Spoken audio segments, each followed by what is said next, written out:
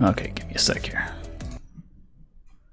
Steven's off training in Becker's bedroom or something. Maybe, yeah. So hey everybody, welcome back to the Saloon, where we are playing V5 tonight. Heavy is the Crown. We are on episode 16 already. Not sure how it's been that many, but evidently that's where we are.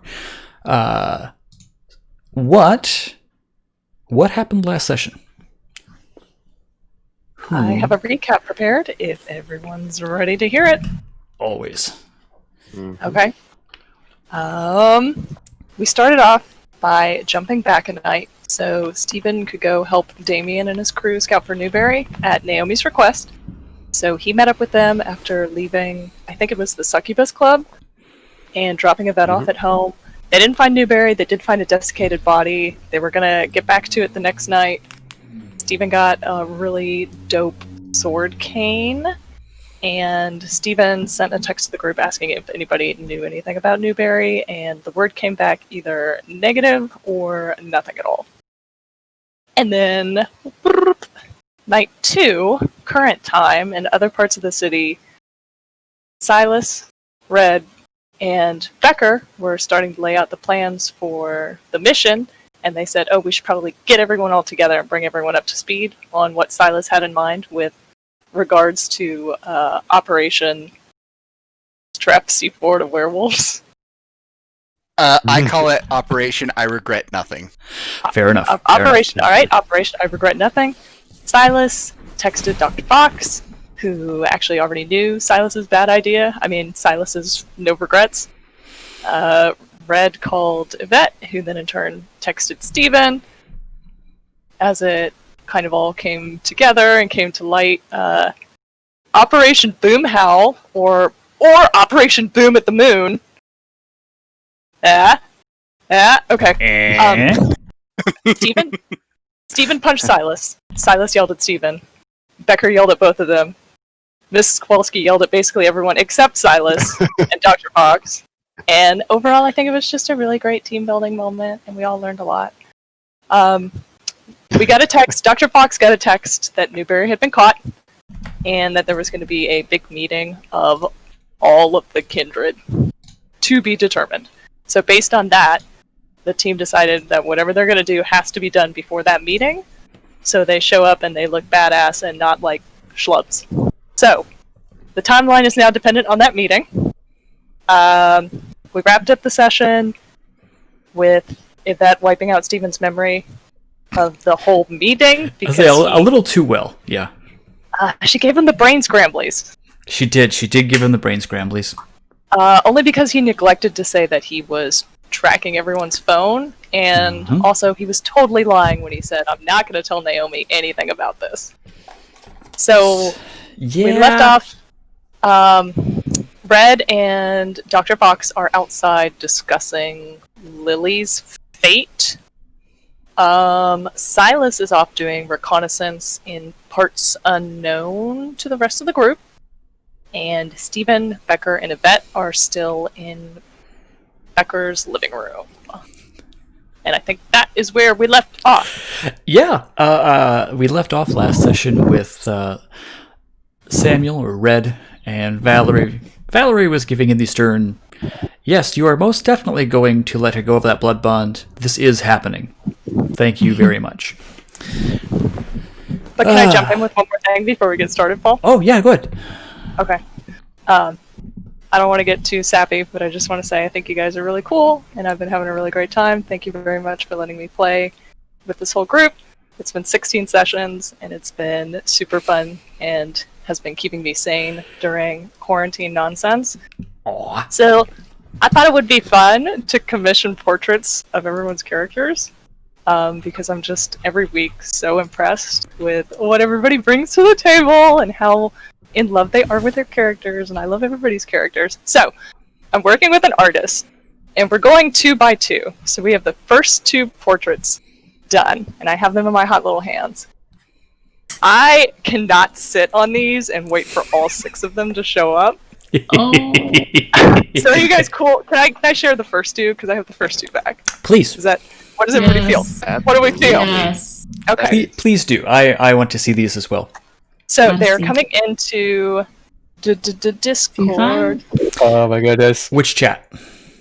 The V5 group. Okay. So we have. I know I said 2, but we have 3 very good boys, and you will see why. Because here's 2 very good I have a boys. suspicion. Oh. Oh, Ooh. it's so cute. Oh. Look at him. So good. Oh. Oh, That it's hurt. so good. I love it. He's got the little patch missing. He does. I know. I said that has to be there. Amazing. Oh, that's So so good. cute. So good. And I our love second it. very good boy is a very sad Boy Scout. Ta-da! Oh, Yay. sweet. That looks good. Oh, That's awesome. Thank you so much, Carly. So yeah, that's like- very awesome. I've been Oh looking my at these God. nonstop. That is Do you know that- amazing. You know the reaction image that's from Parks and Rec? That's It's just awesome. like, this is the only thing I've been looking at for the past 5 hours. These are those. Yes. Got it. Got it. Yes. those have to become new avatars, right? Yes. I mean, we can. I'll work on that right now. That's awesome. Thank you. That's so cool. That is amazing. This is this is the artist that I'm working with. Yeah. I was I will actually look- just about to ask. I will look at them later. Actually, you know what? Not later. We're just going to give that person a follow. They are now being followed by the saloon. They don't know who we are, but that's okay. They do not.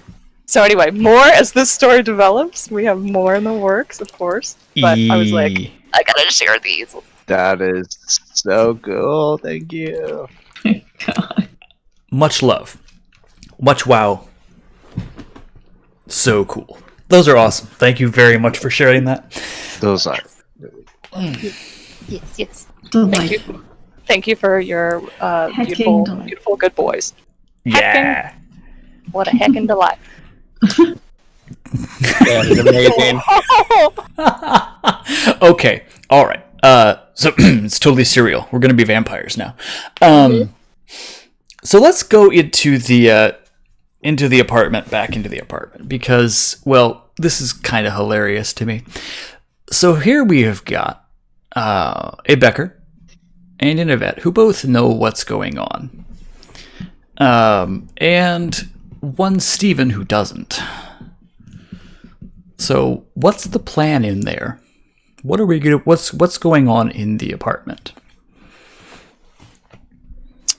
Well, Steven is gonna to go and take a seat because, as far as he knows, they haven't had a meeting, and he's gonna sit down and see whiteboard, and Oh, right. it's not doesn't make a whole lot of sense. So Right. he's gonna just point at it and be like, "I guess we've got some sort of plan or something."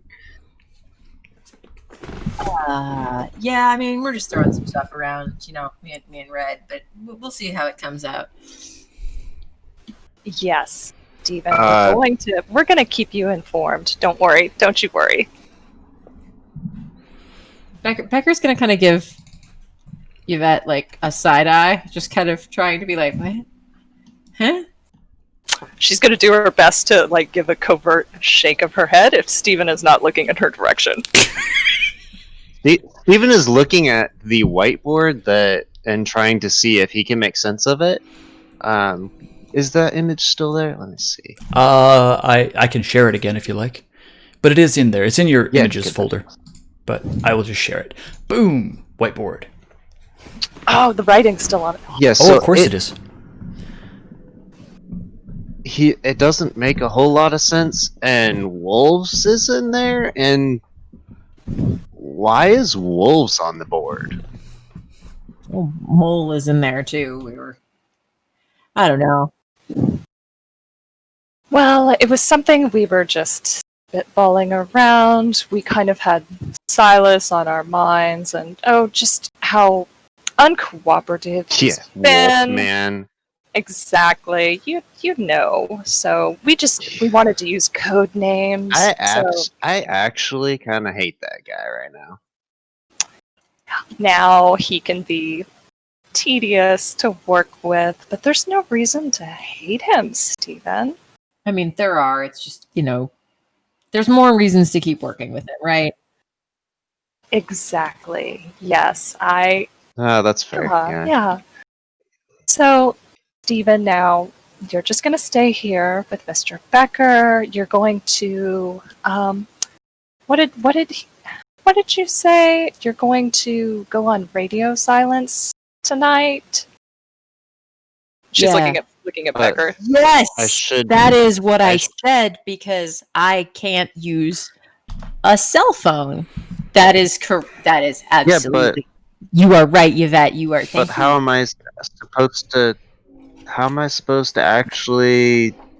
You come with me, and we You guys- sneaky, and we're gonna go hunt the snipers that are probably around. We're gonna go make sure the area is secure and everything. And you are gonna be my cell phone buddy, and we're gonna watch each other's back, right, bro? Yeah. I mean, I'll have to get another phone from my place before we can do that. But yeah, that sounds. Yeah, good. I will super duper not touch it, and we'll be fine. No. How new cool. is your car? Wait. Could you say What that again, please?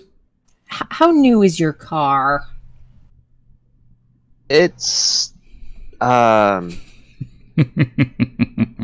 it's fairly new. It's a more recent model. I'll sit in the back. As far away from the computer as possible. Fair enough.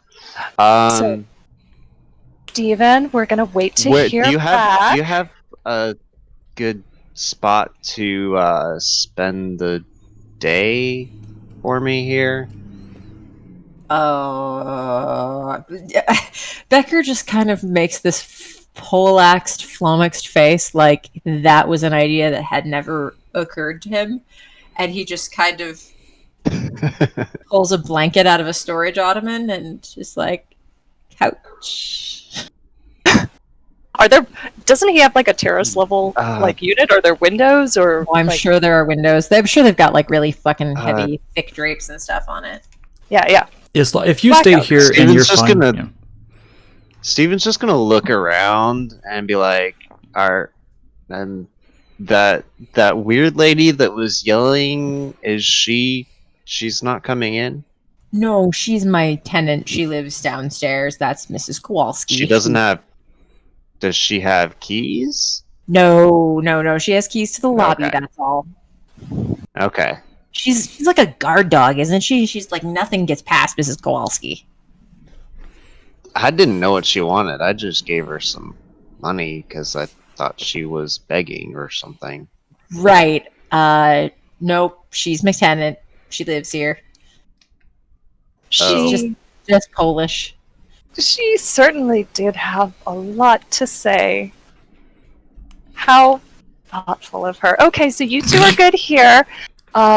Red's gonna be in touch, and we're just gonna let you know just as soon as we hear back about when this meeting's gonna be. You know how organizations can be so slow to get memos out.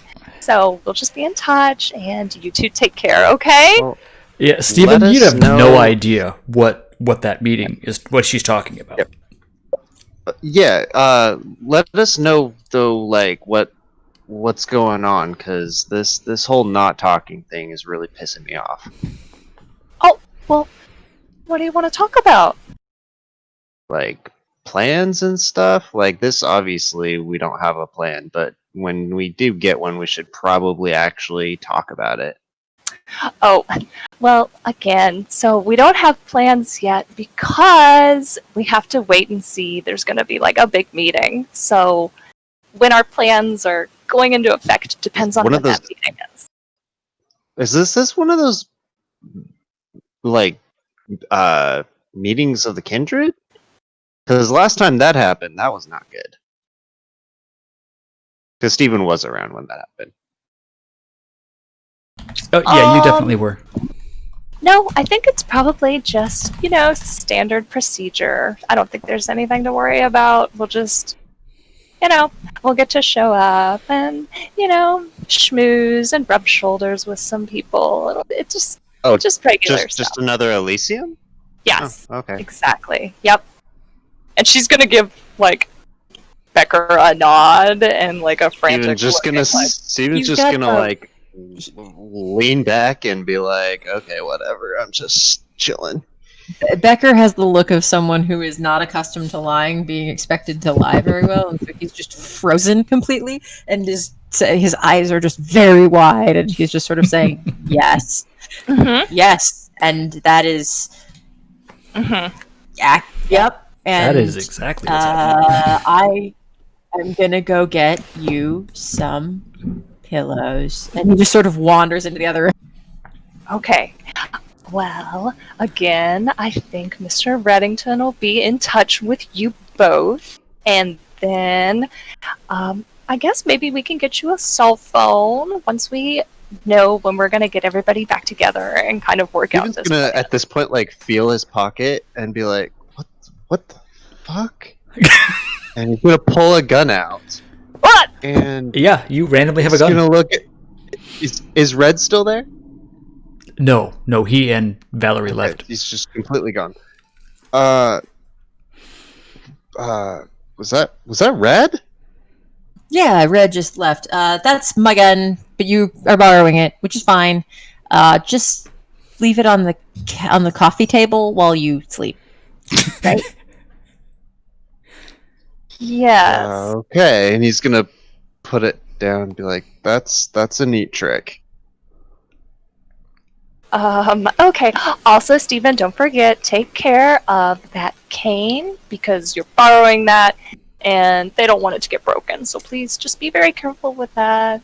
Okay. Do you know two whose are it is? I don't. No. I would say you probably remember getting it, but your memory loss really only extends to essentially the meeting. You would remember whose it is.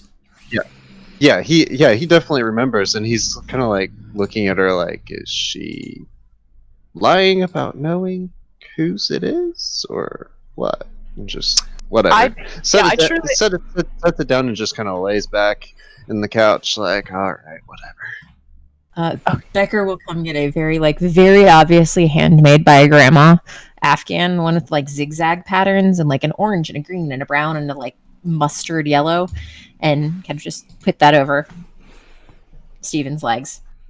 Gonna look at it and like, that's Oh, thanks. look how homey. Look, you two are just hitting it off so well. But you've got some time, so just lay low, play some board games, watch some TV, Nope. talk about sports, whatever. I'm gonna show myself out now. Is that okay? All right. Thank you. You're edging toward the door as you're saying each of these successive things. Yes. Hi. She's gonna open the door and quietly sneak out. And by quietly sneak out, I mean she just walks out the door. Yeah, and I mean you're fine. closes it. Yeah. Invisibly pick up the bird. Yeah, that would be a reference to Red and Mordecai. Oh. Yep. Okay. Yep. All right. Click. So the two of you are now alone in. Well, I don't know how uncomfortable of an apartment it is, but it's very confusing for one of you, and really uncomfortable probably for the other. Yeah, Becker's just gonna kind of stand there and just sort of go, so I've got some cards, or What time is it, by the way? Oh, yeah, I should know that, shouldn't I? We were, I Picked believe, up meeting early. What's that? I picked up Terraforming Mars. I'm actually getting really into board games since I can't do anything. And Becker's just sort of mumbling long, like Gen Con lists of like, Mhm. well, I have a. Yeah, that's just happening in the background. Yep. I think that we basically had the meeting be not first off in the evening, but darn near. So I'm going to say it's probably something like 1 o'clock, something like that. It's not late. It's Steve's not just gonna early. be like, look a little annoyed and be like, do you have like a TV? Any? Oh, No. No, I've got books, and you can see his very, very well-worn collection of paperbacks that are all like Tom Clancy and Clive Cussler, and they're all like mysteries and submarines and like the shit your dad would read. Mysteries Yeah. on submarines. Yeah.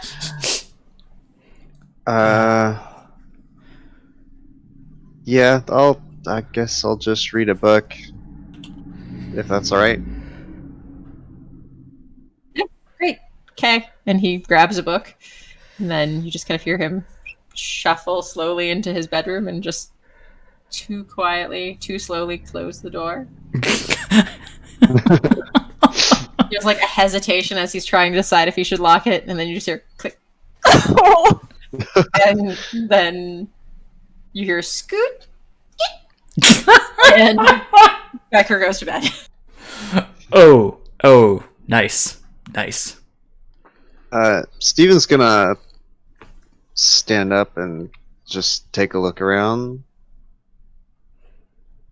Okay. like trying to walk quietly. I'm not sure if the floor is gonna give him away, but he's gonna try and walk quietly around, just looking to see what kind of a place this is and see if there's appears to be any. I don't know if this is even something I need to roll, but see if there appears to be anything of notice, I guess. Well, give me wits and awareness, and we'll go from there. Okay. The super massive dice pool that is Yep, my it was wits like and 4 dice. awareness. You did well.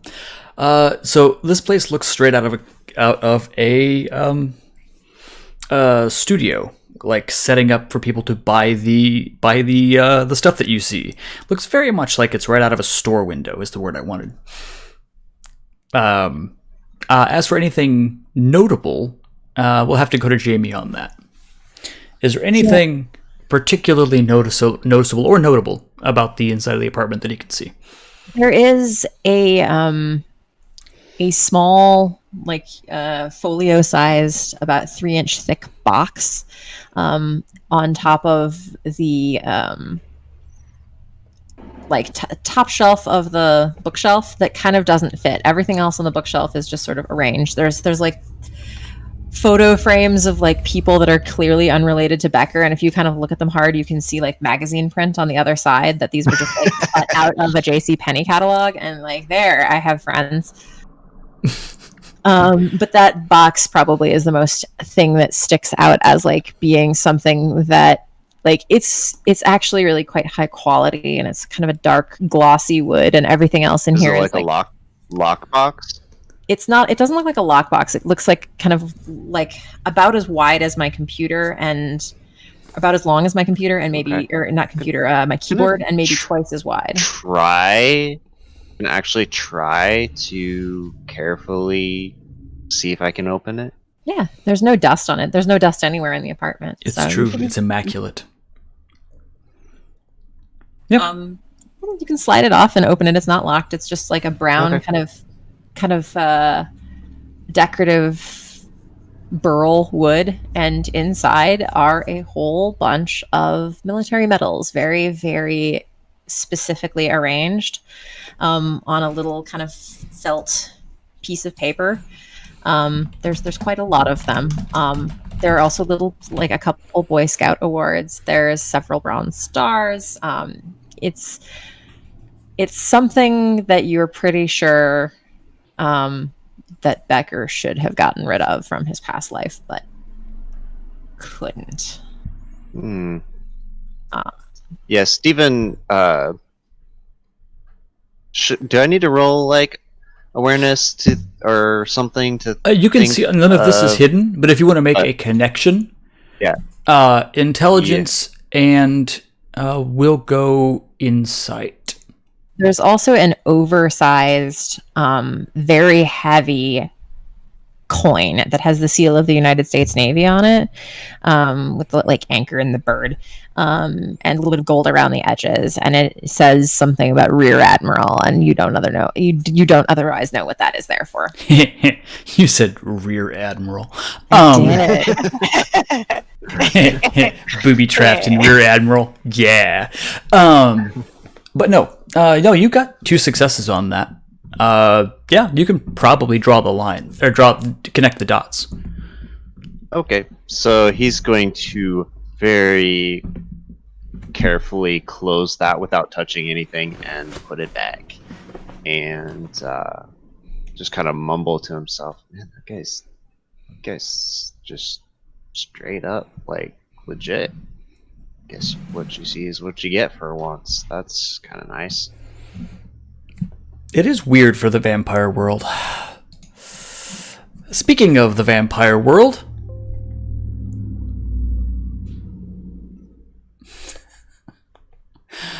okay. Speaking of the vampire world, Yvette and Samuel. The two of you have walked out of the apartment together, and I am assuming that at some point you part ways.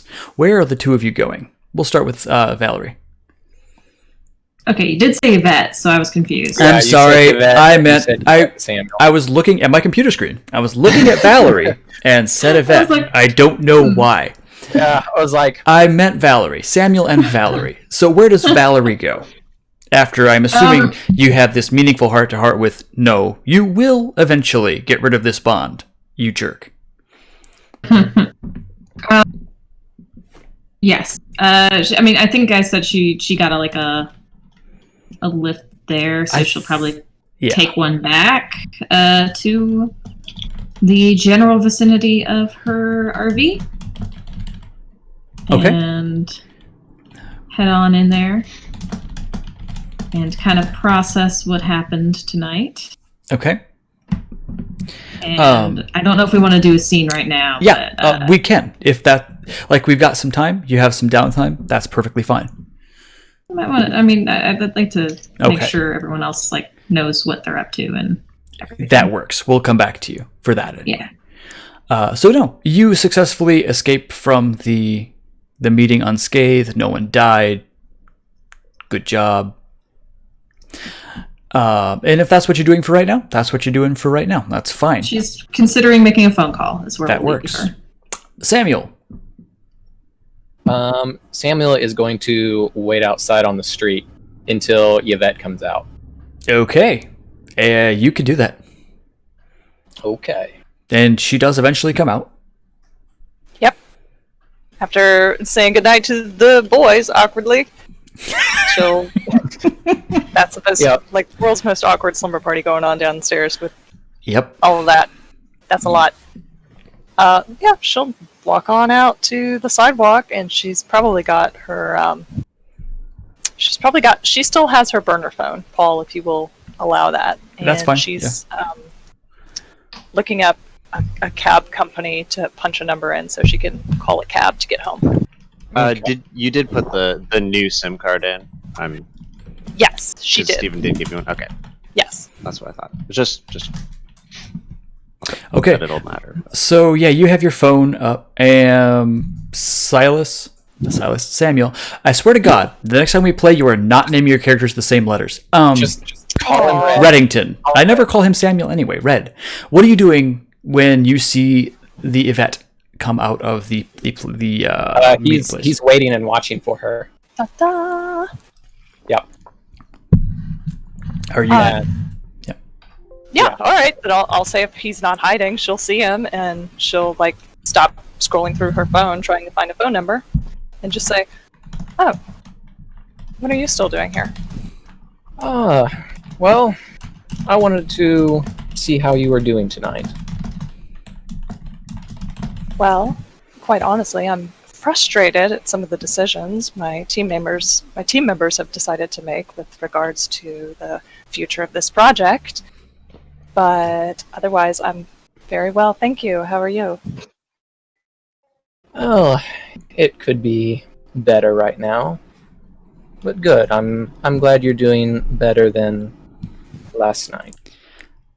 Samuel, give me a wits awareness, just checking her out. Not checking her out, but you Hey. can see her. Yep. I mean, you can check her out if you want, but that's not what I'm asking you to roll for. Nice. Okay. Nice. I mean, he already noticed that she Uh-huh. she changed her hair and everything. Oh, yeah, that's not what I was rolling for. Okay, cool. Cool. Okay. No. She looks vibrant. She looks human almost. Well, he would have known that too. Oh, you did. Okay. Yeah. Yeah. I mean, yeah. Yeah. Yeah. Yeah.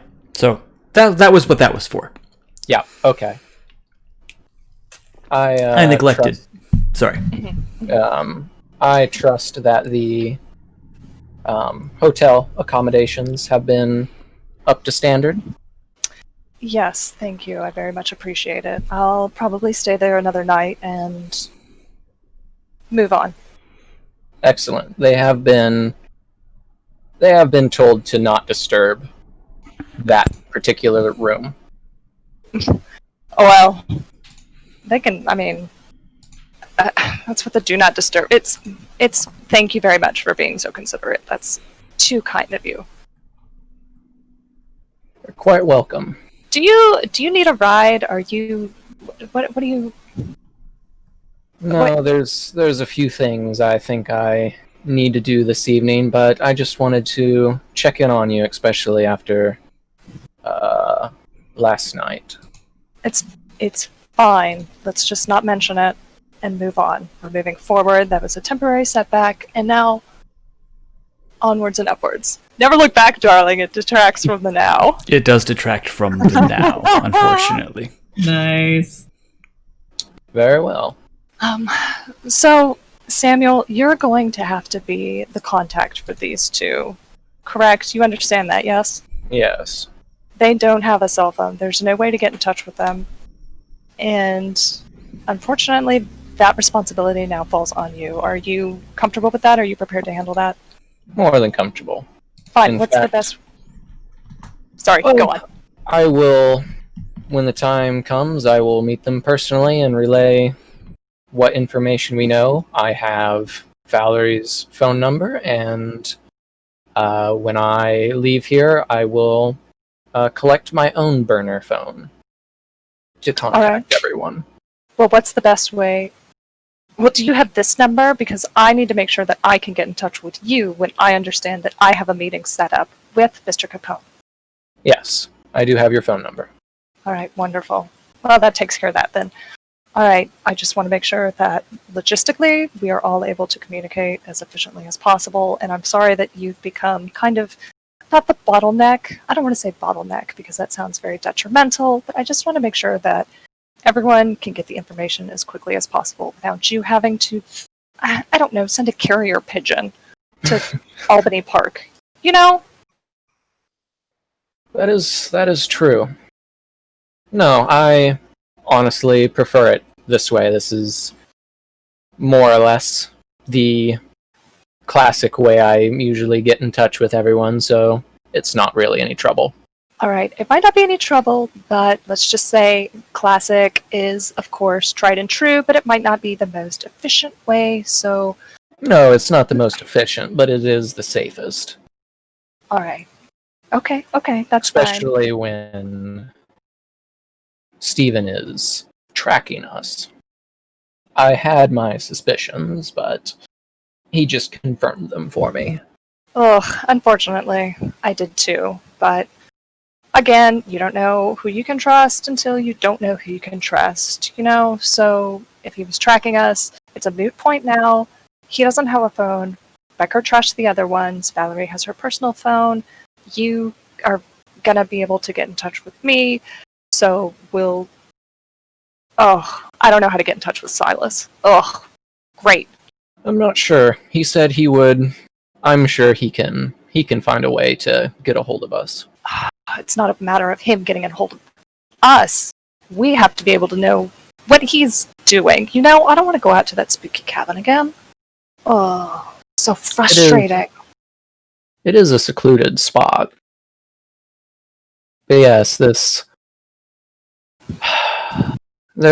a lot of things that must be done now, I think, for this fractured plan to have any chance of coming together. Yes, and it will. Step 1, I just need to send off a text message to make sure the gentleman still wants to have a meeting. If so, we can move forward with that. Otherwise, we just have to wait and see if we all get like a blast email regarding this large, company-wide, shall we say, meeting that's going to happen. Because I think, Yes, that is that takes precedence on the agenda, Yes, it does. There hasn't been one in many years. What, really? Well, to my knowledge, the last one that took place was during the Lupin Wars. Oh. Well, So that's insight that I certainly don't have. That, of course, predates my involvement in Chicago, whatever you people do here, whatever.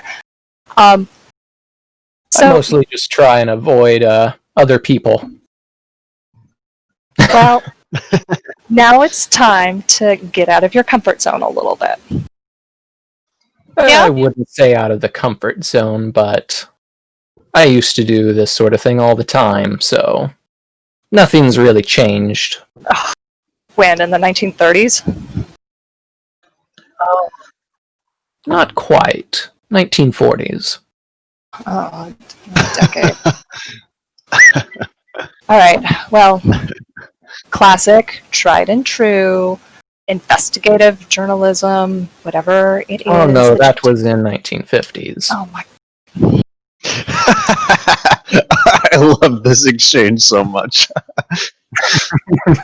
I'm sure that was a great change of temporary employment for you. You just, I'm sure, have so many incredible stories to share, and I would love to hear all about them one day. Night. Rather interesting. It's almost come full circle. When I was a detective, Capone was the biggest person on the streets to take down.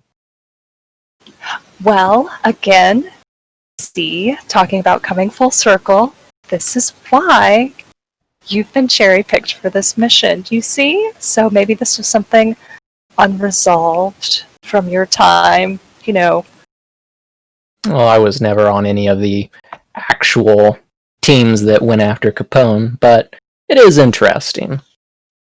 Well, maybe you'll get some closure for members of your team that were back on the squad, the boys in blue, whatever.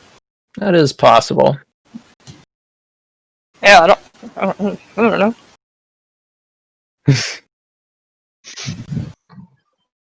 So, okay. What exactly did you do to Steven? He seemed rather in a daze. Oh, sure. After he came back of the kitchen. Of course, yes. I just didn't think it would be appropriate for him to have full, understanding of everything that we talked about and kind of everything that went down, just because, as you might say, loose lips sink ship. So I just kind of wiped his memory just a little bit, so he'll be fine. We don't have to worry about him, because he was probably definitely going to tell Naomi, and he was definitely going to. No, I think it's for the best right now, and this way we can get a second chance at explaining the horrendous plan to him again, with hopefully without him punching Silas this time. Let's hope that doesn't happen.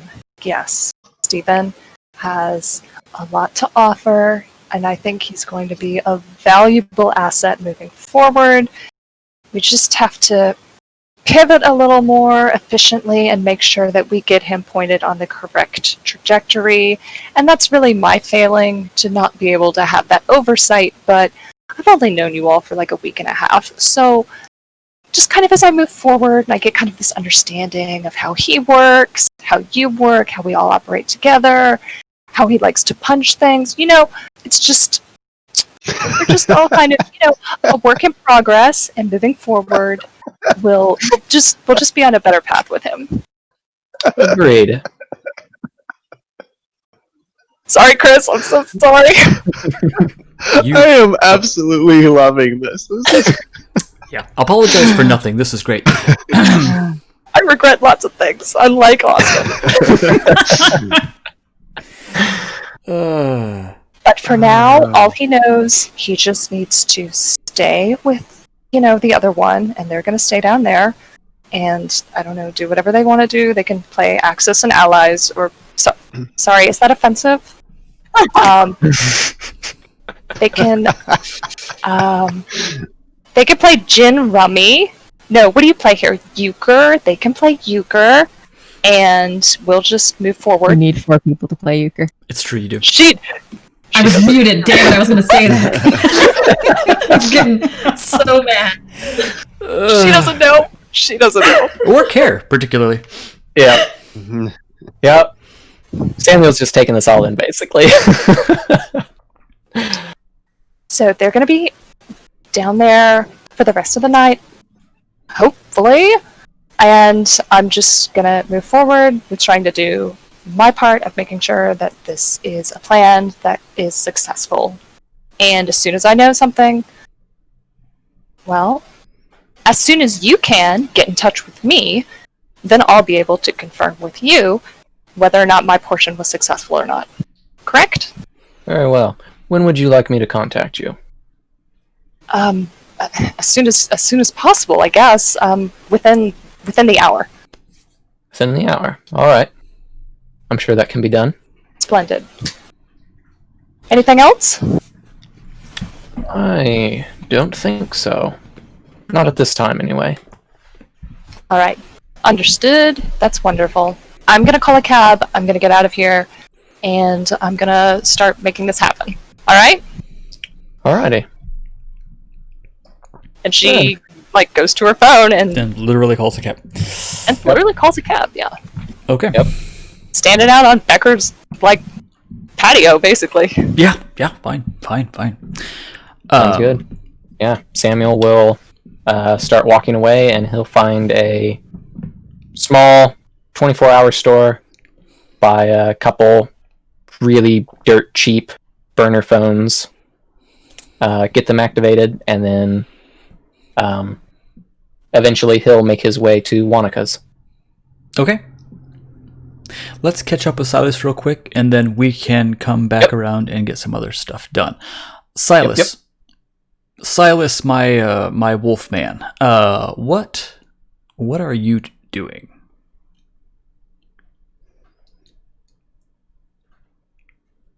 Is he here? I He's don't doing know. nothing. He's He He's may have to probably- have muted himself. No, he's not muted. muted. Maybe he just ran after the dogs. probably. Okay. Little do we know, he's Maybe- screaming at his phone right now, and it's He just Yeah, the phone probably sizzled is. itself There is out probably of all existence. kinds of cursing going on, and It's gone. no. Oh Oh, see? Yep. no, Austin. So he can hear us. Yeah. That's a plus. oh, Sizzleman. Oh no! Ah, Oh no, Austin, man. Make a sizzle. Painful. It's like 8-bit sizzling. Oh my god. It's like a Mega Man boss or something. Oh, that's I appreciate horrifying. it though. I mean, it's like chiptunes. Oh my god, no. Austin? Nope. There's just a sizzle now. Uh-oh. Uh-oh. That's Sizzle and static. Oh no. The rhythm. The It rhythm is, of the right? sizzle. Yes, it is oddly rhythmic, yes. feel the Yeah. rhythm, feel the rhyme. Bitch. There we go. Oh. I call Heard this thing voice. is bitch. We can all hear. Huh? Kind of. Kinda. Heard you. It's kind of I unplugged my headphones. I'm gonna try plugging them in one more time. If it explodes, I'll unplug it again. Okay. Okay. Okay, I've got my hand on the mute. Yeah. Yep. Oh, Yep, sizzle. Yep. God damn, stupid. But I can hear you. What the? I don't understand. It's just sizzling. What about now? Oh, You sound Perfect. okay. Wow. Nope. Maybe. yeah. you Yeah. can hear it. No, man, you're Everything's fine. Yep. Don't touch it. Don't look at it. I have to breathe on set it. it back down. I can't help it. No. Don't look at it. Don't even think about it. But okay. Like it kicked me out of my internet, and then I had to log back in. And the second I logged back in, it was all static, no me. Oh. All right. I think I'm good now. For now, Okay. let's answer the question. What is Yes. Silas doing? I was up to shenanigans, and I assume shenanigans did not cause me to get eaten by badgers or explode or anything. So after that's done, I'm up to more shenanigans. Okay, you are Sizzle, still sizzle. a little bit. Yeah, a little bit. So, all right. If that is what we're doing, I will just go. Oh, I see that awesome picture, Becker. I will say that there is one shenanigan that I am up for trying. That I'm not actively hiding my shenanigans. Okay, It's very simple. I would like to go out to the Penske. done. I would like to get into the Penske. Okay, And I would like to do that thing where you put your foot on the gas and the brake at the same time, so you can build up the speed but not let it go. okay. And I want to see how fast it can get up to about 60. It's gonna take you some. I mean, it's not like a big rig, but it's not gonna be a normal car either. It's gonna take a bit of space to do that. No, that's fine. I'm just I'm trying to get a feel for it. Okay. I mean, I'm not going to give you a measurement of it takes you, 300 feet or whatever. But you are sizzling. Okay, but if I were to yank on that for the speedometer to get to about 60, how long would that be doing that? Again, I'm not going to give an actual it takes 25 seconds or whatever because I can't accurately give you that. But it will take you longer than it would in a car. It will take a bit of time. You can't get it immediately. Can we just for giggles say that I record the estimated time in my brain hole? Yeah, that's fine. Cool. So I'm gonna do that, and then that's I'm gonna hang out with Mordecai for the rest of the night. Cool. Because he's a good boy. Aw. You've done science. You're hanging out with your bird. Awesome. Yep. Okay. That works for me. So, speaking of doing science, sizzle. Ah, Sizzle and science. Like just Sizzling tape, science. that's from the cable being loose in your phone. Just fucking tape that motherfucker in for the day. I will. I have crazy glue. We can take care of this. I got super glue. no. We made that permanent. Yeah, I was gonna say I have that crap. Let's make this happen. That's what I used on my models. Anyway, so let's do some science with Dr. Fox. Or is it science? It may be science. Is I'm not it sure. magic?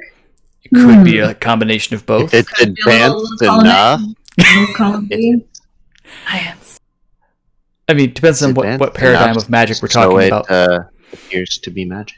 It's true. You're right, Chris. This is true. This is true. So you are now, I won't say home alone, but you're in what I mean, is yeah. your home? in a sense, she's home.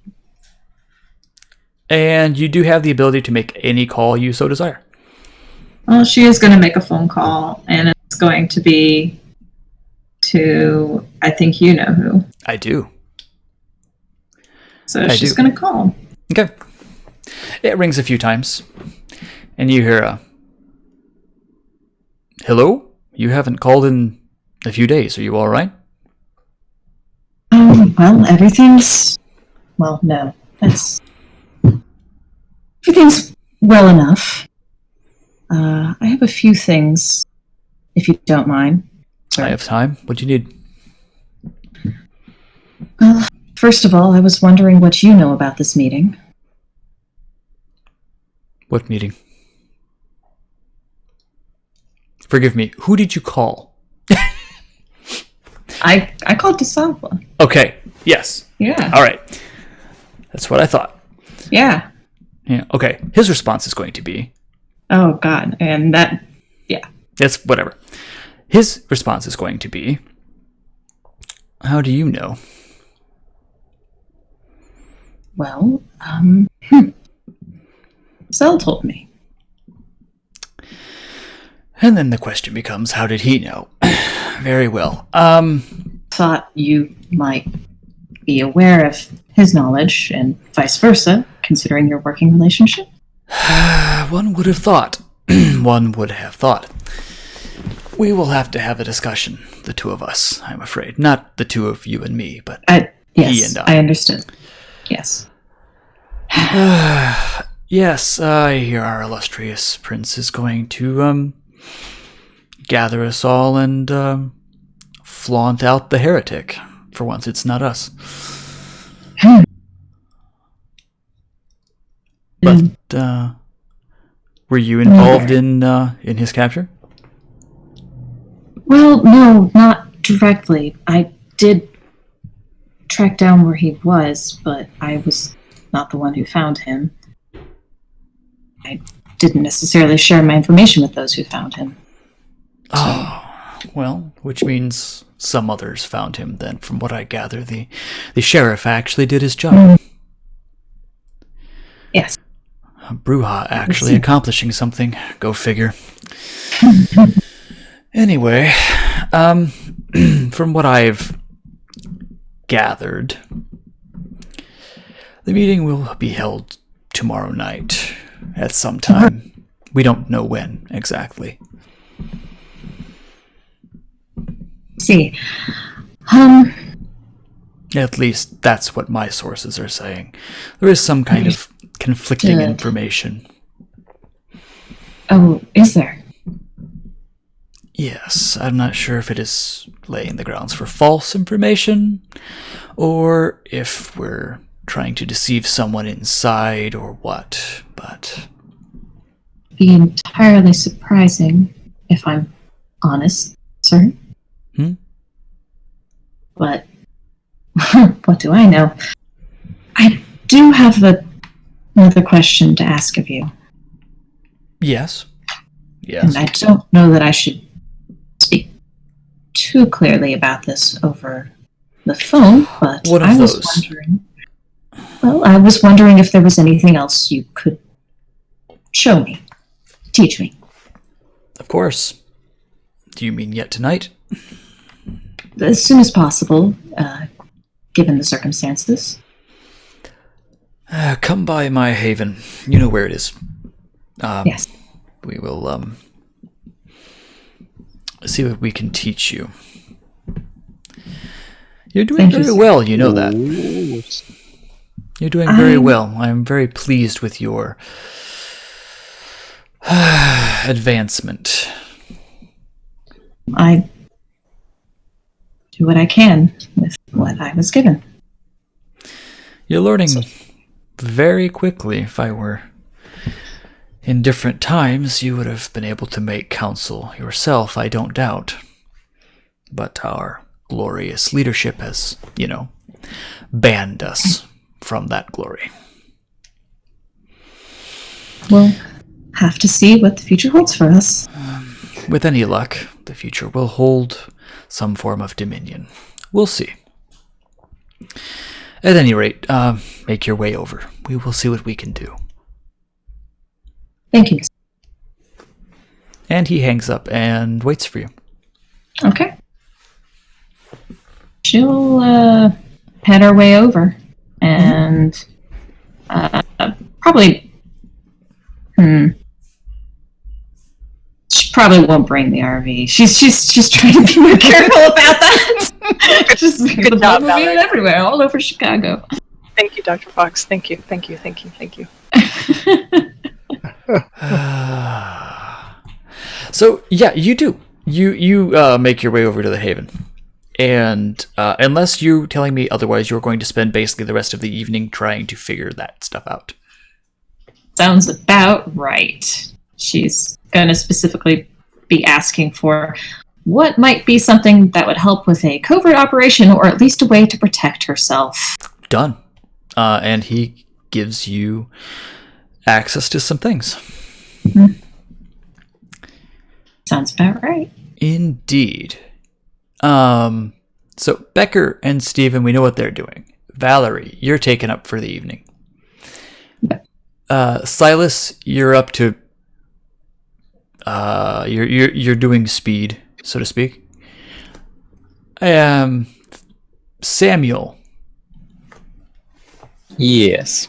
you now have some alone time. You have picked up your burner phones. You are doing Excellent. your things. What does the rest of your evening look like? He is going to try and find Wanaka. Done. I mean, you don't have to roll or anything. You're a fellow Nosferatu. Yep. Yeah, he'll walk back into Wanaka's haven and just be like, "Well, I'm not dead yet." And give me a wits awareness as he tries to minimize a window that he's in. Oh. Oh, come on, baby. Okay. He was totally playing WoW.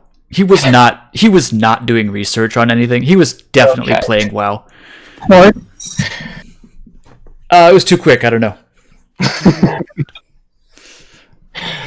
He was just like, hey, but AFK. What's going on? Oh, a lot of not very good things tonight, I'm afraid.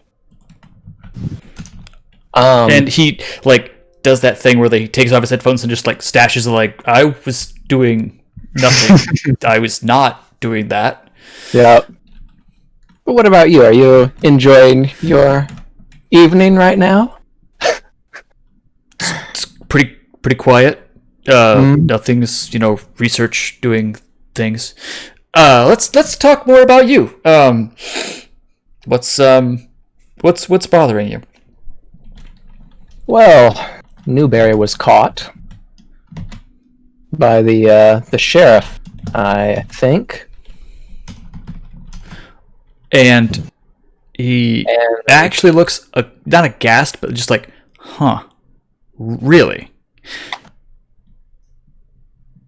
So, apparently, from what I'm told at least, there's going to be a meeting held very soon for all the kindred, much like a meeting when the Lupin War was on the brink of happening. And he says, on raid night. I mean, on research night. He's gonna call a general, really. That is what the word is. I don't think it's openly known yet. But just as a heads up. All right. Maybe I will place some eyes out that direction and see what's going on. If he's calling a general after what I assume was a forcible capture of a Primogen member. Oh, most assuredly, especially after the sheriff got what you leaked to him. Oh, yeah. You should. Oh, that's juicy. That was fun. I'm not gonna lie. That was. I should do that more often. Yeah. So. You do know what this meeting is going to be, right? Probably an execution. I was going to say, you've figured this out, haven't you? I would venture to say it's not going to be just an execution. I think we're going to have a show. Probably. Who knows what kind of show? I've never actually witnessed Jackson killing anyone. Usually has the sheriff do it for him. Agreed. This doesn't sound like it's going to be a fun time for Newberry. No, and it's rather put some pressure on my crew as well, because now that we're going to be forced to see the prince before our mission is complete, that could be interesting. An interesting meeting with the prince. To show up and not have anything to present to him. Well, has the sheriff been around to knock at your door and twist some fingers or anything? No, not yet. It would just be rather nice to show some actual good progress for once to the prince. Most of it has just been a trail of burned out buildings and shootouts. Oh, no, I heard all about that. Oh, I'm sure you did. Did you, I'm sure you heard about the gang violence that happened a few days ago. Public gang shootings, just straight up out in the open? Oh. I think that was a correlation with the Green Mill, wasn't it? Oh, yeah. Oh, yes. Rumor has it that those tensions are still high, that a couple of deaths isn't going to do it. So, I would be careful if I were you. I agree. The city's on more or less high alert right now, especially with our escapades, and it's not doing us any favors. I would agree. I would say that it's bled over into the mortal realm. Most assuredly, and God, I hope when we take out Capone it doesn't happen the same way. Yeah, you're gonna be taking out someone who's been running things behind the scenes for, well, since decades. The 40s. So, Indeed. So he's got claws in a lot of things. You Yes. take him out. He's going to leave a very big void. Yeah. He's got a lot of kindred in his organization. A lot of Ventru. And some non-Ventru, but mostly Ventru. But you kill him, there's going to be someone clawing for the top spot unless you take out his whole gang. That's kind of what I'm afraid of. It's not going to be as simple as just taking the head off of a Hydra. Oh, no. I would think that I just hope that Jackson realizes that as well. It's not going to be as simple as just killing his brother. There's going to be a void that will need to be filled very quickly. Haven't you figured it out? My assumption is he's going to put someone in that place. Or take it over himself. My assumption was he was going to put you guys there. I hope not. I could be wrong. Sounds like something he would do. It makes sense. Give us the domain we've been trashing all week. Yeah, that sounds like something that a prince would do, wouldn't it? Yes, it honestly would. I don't know. He may or may not. No, it makes sense. It had been in the back of my mind. So, yeah. But I have good. I have another question for you, and I know I have been asking quite a lot of favors of you this week, because Lord knows I need them right now. There is a certain individual I need to find, and all I have is the name of his mistress and a phone number. So I'm wondering... Why do you need... Okay, I'm not going to ask. I've learned. Just give me these things and we'll see what we can do. Yes, I need to find the boyfriend. You're going And to attempt... Oh, okay. Hopefully it doesn't turn out messy, but it could. I don't enjoy being messed with, so he needs to be dealt with. All right. So you hand the name and the phone number over, and he does... He does computers. Yep. Cool, does he do computers? Oh, no, he does. That was a lot of dice in Fistful the of tower. dice right there. Computers. He does all of the computers, which sounds way more filthy than it actually is.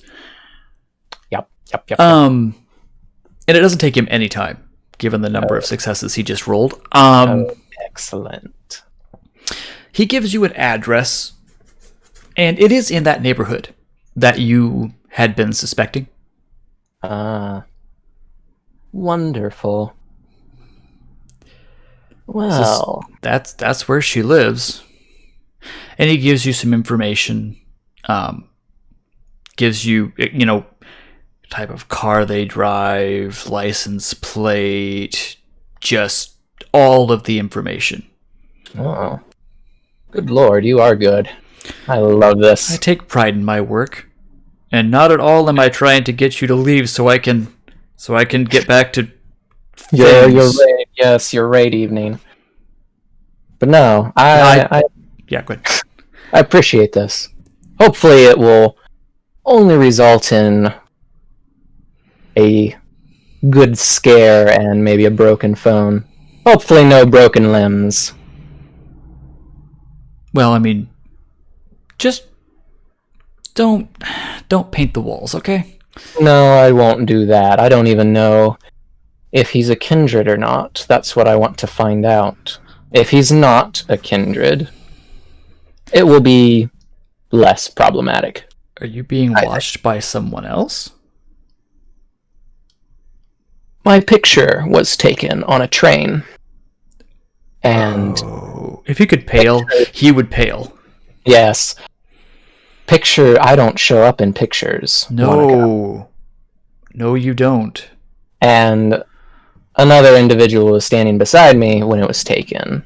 And this individual did not look the greatest at that time. So, I want to know what's happening with that picture. That would be a good thing to find out. Indeed. And if I have to break some arms, that's what I'm going to do. I retract what I said. Be discreet, do everything you have to do to get that back. Agreed. I won't paint the walls or anything, but we'll find out. Thank you, Wanaka. I appreciate this. No problem. And he surreptitiously puts his hands underneath the desk and pulls Yep. his headphones out, slips them on. And as I turn to go, I say, just let me know if I ever need to return the favor. And he's like, of course. Of course. I don't keep track with you. Some others I do. He's probably a rogue. Yeah, why not? I'm just imagining Wanaka as literally some guy in a hoodie, and it's a crummy, damp sewer, and he just has like a little folding chair and like this serious computer rig with like the wires just like going straight up into the sewer cinder blocks, and then like a little like shop single bulb hanging down, and he's just like, "Hey man, what's going on?" What's up, man? One moment. Let's see. I cannot show you what he looks like right now. We will get that. Caleb has a picture somewhere. I know that I've sent it. But anyway, we'll find that out later. I'll show you guys a picture of what Wanaka looks like very soon. KK. Yep. But before you're even out of earshot, you just hear click, click, click, click, click, click, click. Yep. And as soon as I get up out of the sewers, I'm going to call Yvette, because it's been about an hour, I'd say. Sure. Just from walking around. Ring, ring, hello. Does Yvette actually answer her phone? Don't know. She said to call within the hour, so Yeah. that's what he's doing. This kind of puts me in just kind of a quick, awkward spot because, yes, she wants you to call within the hour so she can have your contact information, but hopefully in between her leaving Becker's place and her receiving this phone call, she's heard back from El Capone. Okay, So, we can certainly do that. okay. Well, there you go. Yep, you can put me on hold. That's perfectly fine.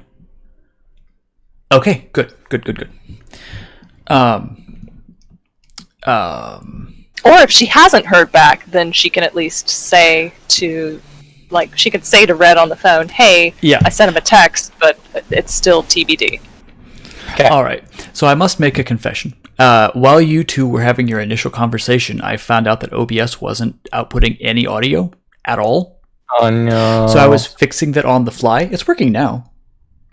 So you're going to have to remind me, because bad GM, what you actually texted Capone.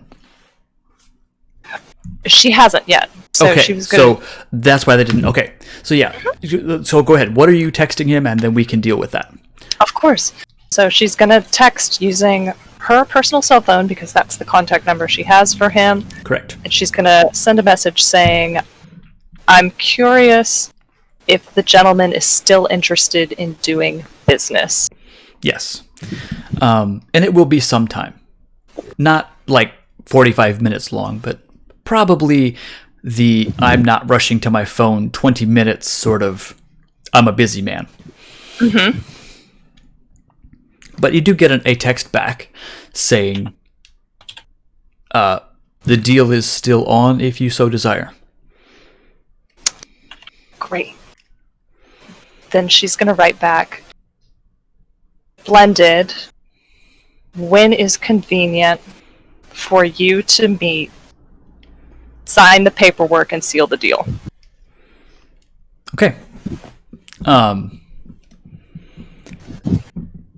The text will take some more time, and he said the text says tomorrow evening if possible.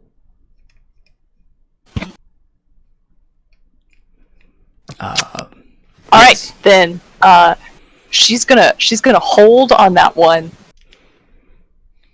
and wait for Red to call her back. Okay.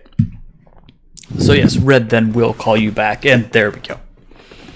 Yay! Okay, thank you for doing a little bit of time travel. Well, it's always going to be the case. We're always going to have to do minute amounts of time travel. Yep. Thank you for juggling all Of course. our different characters and agendas and crap. Oh, I love All it. right, then if Red calls her, she's gonna pick up her phone. Speaking. You wanted me to call within the hour? Yes. Thank you. So this is the number that I can reach you? Indeed. Okay, do you have this phone on your person at all times in between now and until this project is complete? For the most part, if I have to, I bought a couple, and if I have to change it, I will relay that information to you. Awesome. Thank you so much. Okay, so yes, the gentleman is still interested in doing business. He wants to know if we can meet tomorrow night. Should I say just after sundown? Should I push it back a little bit to give us a little more wiggle room, to give us like a little more time to prepare? I'm thinking 9 o'clock, 10 o'clock? What do you think? What are your thoughts? I'm not sure. That depends on the rest of the group. I know Valerie wanted to do some things, and she wasn't completely sure on how one of her abilities exactly worked. I might have to try and give her a call this evening, if she's available. Okay, well, he needs an answer now, so we're not going to waffle Right on this this minute? because of what Dr. Fox wants to do. What do you want to do? I know what I want to do. Let's make this happen. He needs to know right this minute. Well, no, but I left him on red. I mean, he sent me... No, but being prompt with a reply is very professional and businesslike, so I would prefer to reply to him as quickly as possible.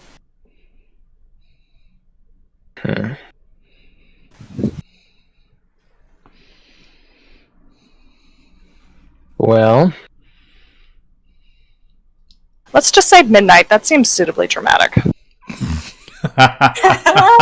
Yes. Ventru. that would give us time to re-meet and go over additional plans, but that doesn't give us hardly enough time to prepare any items we need. But if that is the allotted window he is willing to give us, then I guess that is what we will have to accept. See if he'll do 1 o'clock. Okay. 1 o'clock in the morning.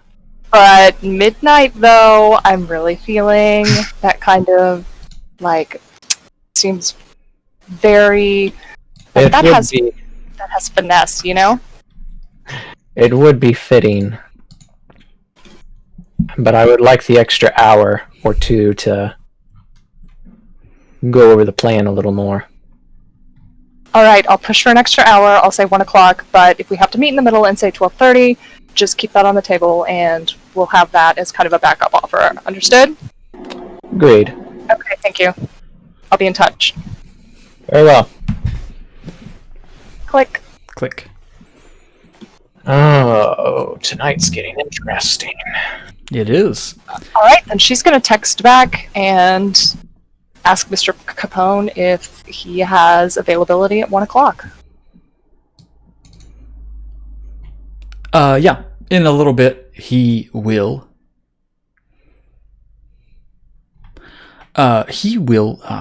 Text back. 1 o'clock is perfect. There may be something going on earlier in the evening if... Oh, shit. Oh, no! No. This is not how we wanted it to go! He's not invited, is he? Everyone Is invited. Did I- Alright. Well, we'll see what happens tomorrow. We'll see what happens. Okay, well, she is not gonna... she's not gonna take back the meeting if it works. Yes. So... The meeting, 1 o'clock is set. 1 o'clock is set.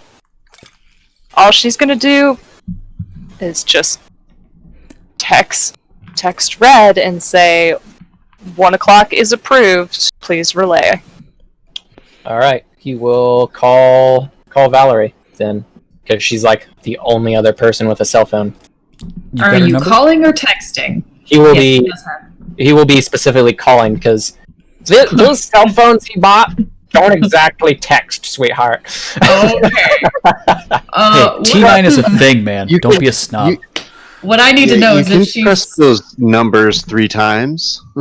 Yeah. Oh. It's just See so what much time. quicker to just call. So much quicker. It is, yes.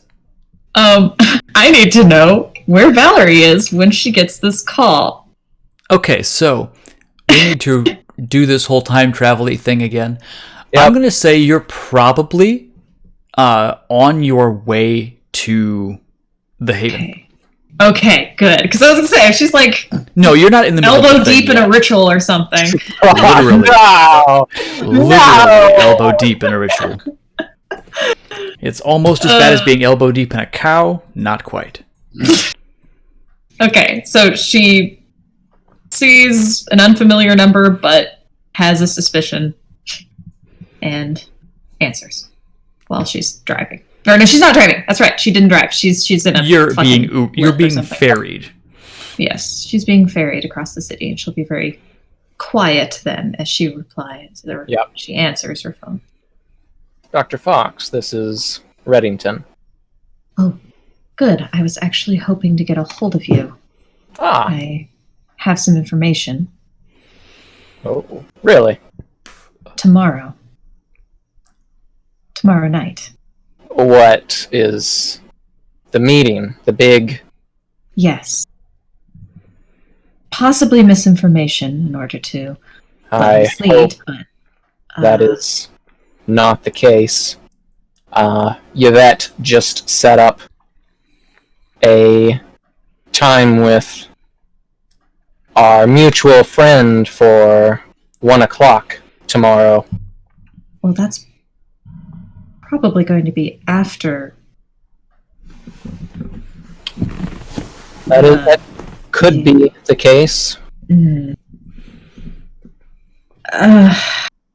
Well, that's fantastic. What on earth are we supposed to do? I'm not sure. That is the allotted time that Mr. Capone gave us. If we're all going to be otherwise engaged, we're not going to have time to sort things out before 1 No, o'clock. And this is why I wanted to contact you first before I... Yes. Well, What we should try to meet, I suppose, as early as we can tomorrow night. Yes? Agreed, that would be for the best, I think. All of us. As early as possible. Then if we all get a letter or something stating that we should show up at Elysium, then we'll have to go to Elysium. So, where should we meet? And are you going to be able to let everyone know? I have no idea. Silas seems to be missing right now. That's right, we didn't know where he was. No. Yeah, because his phone was traveling around the city. True. I You can still find out his where phone. he's. I can find out where he's been, she says, realizing something. Interesting. That might I be might, beneficial. I might be able to do something, but I'm going to be engaged for at least most of the night, I think. So I don't know that I'll have time tonight to find him. Very well. I might visit his cabin to see if I can get a hold of him. Maybe it's possible that he's gone back there. That's true. Yes. Then at some point I will try and... No, I won't reach Becker and Steven tonight. I'll let them know tomorrow. That way I don't have to explain everything to Steven again. And the less he knows, I suppose, the better. Indeed. At least until, when we can monitor who he's talking to. Exactly. More or less, we tell him the plan and then we leave to execute the plan, is what I'm hoping. No time for him to contact anyone. Yes. I do need to go, though. Indeed, I have a few other things I need to attend to tonight as well. If I find out anything else more specific, I have your number now. Yes, I should have this number until I believe it is compromised, and then I will send you I will contact you with another phone. Yes, as soon as you're able. Even if you must leave a message or something, depending on what I'm doing. Agreed. But yes. Right. Well, Thank you. indeed. Have a lovely evening. And then he will hang up. Done. Sorry, just laughing at. Have a lovely evening. Yep. As vampires do. Arms deep into a ritual. If you guys could give me just a quick flavor, because I'm needing to use the restroom real quick. Agreed. And we'll come back and do some other fun stuff. Cool beans. See y'all.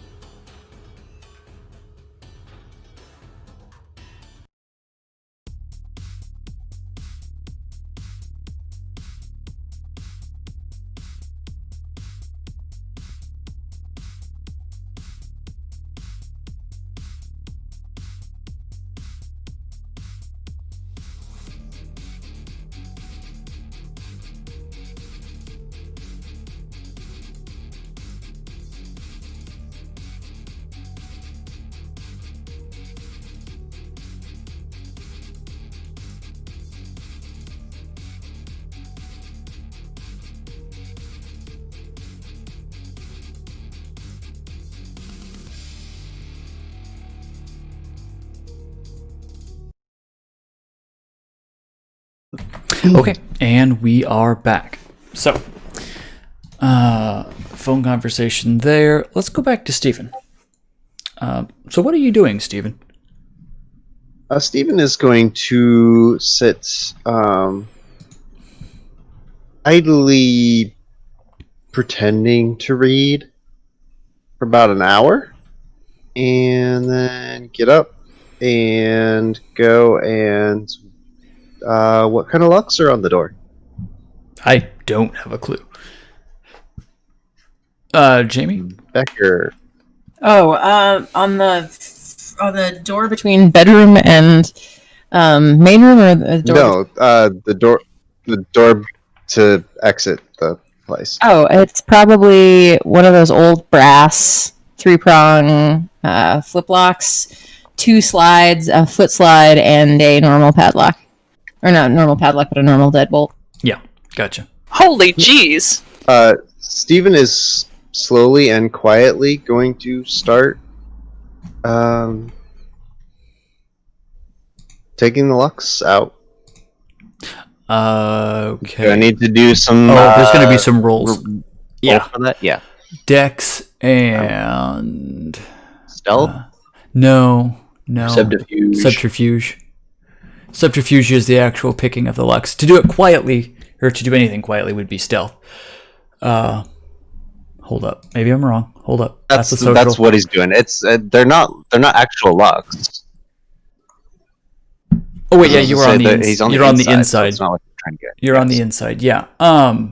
Yeah. Stealth then. I'm sorry. So I Dex don't know and why stealth? I don't know why I neglected that you're on the inside of the locks. I guess I'm used to people picking locks when they don't need to. That's a specific reference back to ETU. I know, I'm ignoring you. Shut up. Sorry, that was just wonderful. I loved it. Anyway, Becker, can you just give me a wits awareness at a -1 die penalty? -1 die. You are trying to hear anything happening out in the living area. Okay, no. You successfully don't hear it. He rolled more successes than you. Yeah. So he's gonna try and go out quietly Okay. and leaving the door closed but not locked. You would have no way of relocking it. Right. Yeah. Yeah. So where are you going? Going back to his place to get a phone. Okay. Stephen, no. You do. Yeah. You can do that. You grab a phone. Yep. He's gonna sync it back to his SIM card. Going to just go through this conversation with the sheriff and planning to ask where the sheriff is. Yeah. Sure. You can text the sheriff. Damien's number. What was that conversation that was there? Yeah, there was the conversation will actually come. Yeah, it will. Where you told him essentially, "Hey, what about that meeting?" And he said, "We'll talk later. How do you know about it?" Basically. Stephen said, I heard it through the grapevine, and the sheriff said, specifically, there is no grapevine. He's heard about catching Newberry. Yeah. Specifically, that was what he had texted about. He's gonna feel a little weirded out by the messages, but just message Newberry, or not Newberry. Really? Message the sheriff and say, "Are you free now?" Are you free now?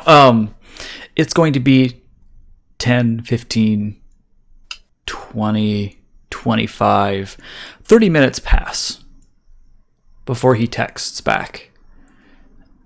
You get a busy now. Talk later. Yeah, Steven's just gonna pocket the phone and head back to Becker's place and try to sneakily get back in. Do I need to roll that again? You do, and I need to do a thing. Okay. Yeah, don't make Mrs. Kowalski angry.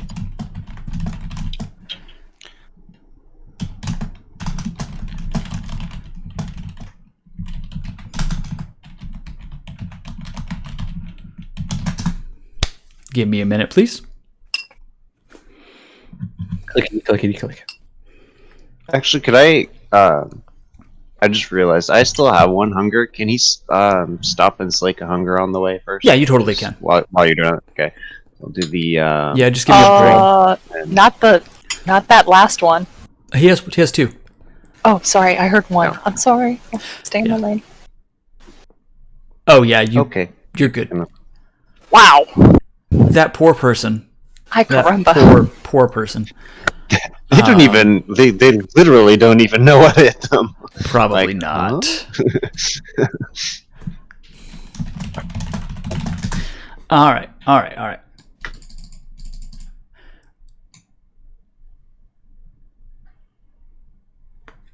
Okay. So you are sneaking back into the apartment. Oh, gosh. And as you do, there is that moment where everything is just super quiet, and it just feels like the silence is closing in on you. You're just like, I know someone's going to hear me. Someone's going to hear me. And no one does. You make it all the way to Becker's place like you had before. The doors are not locked. Door, rather, is not locked. And yeah, you are fine. He's gonna just lock the door skin and go and lay down on the couch. Okay, can you give me another wits awareness, Becker, as the door closes and locks? Just to see if you hear the door opening and closing.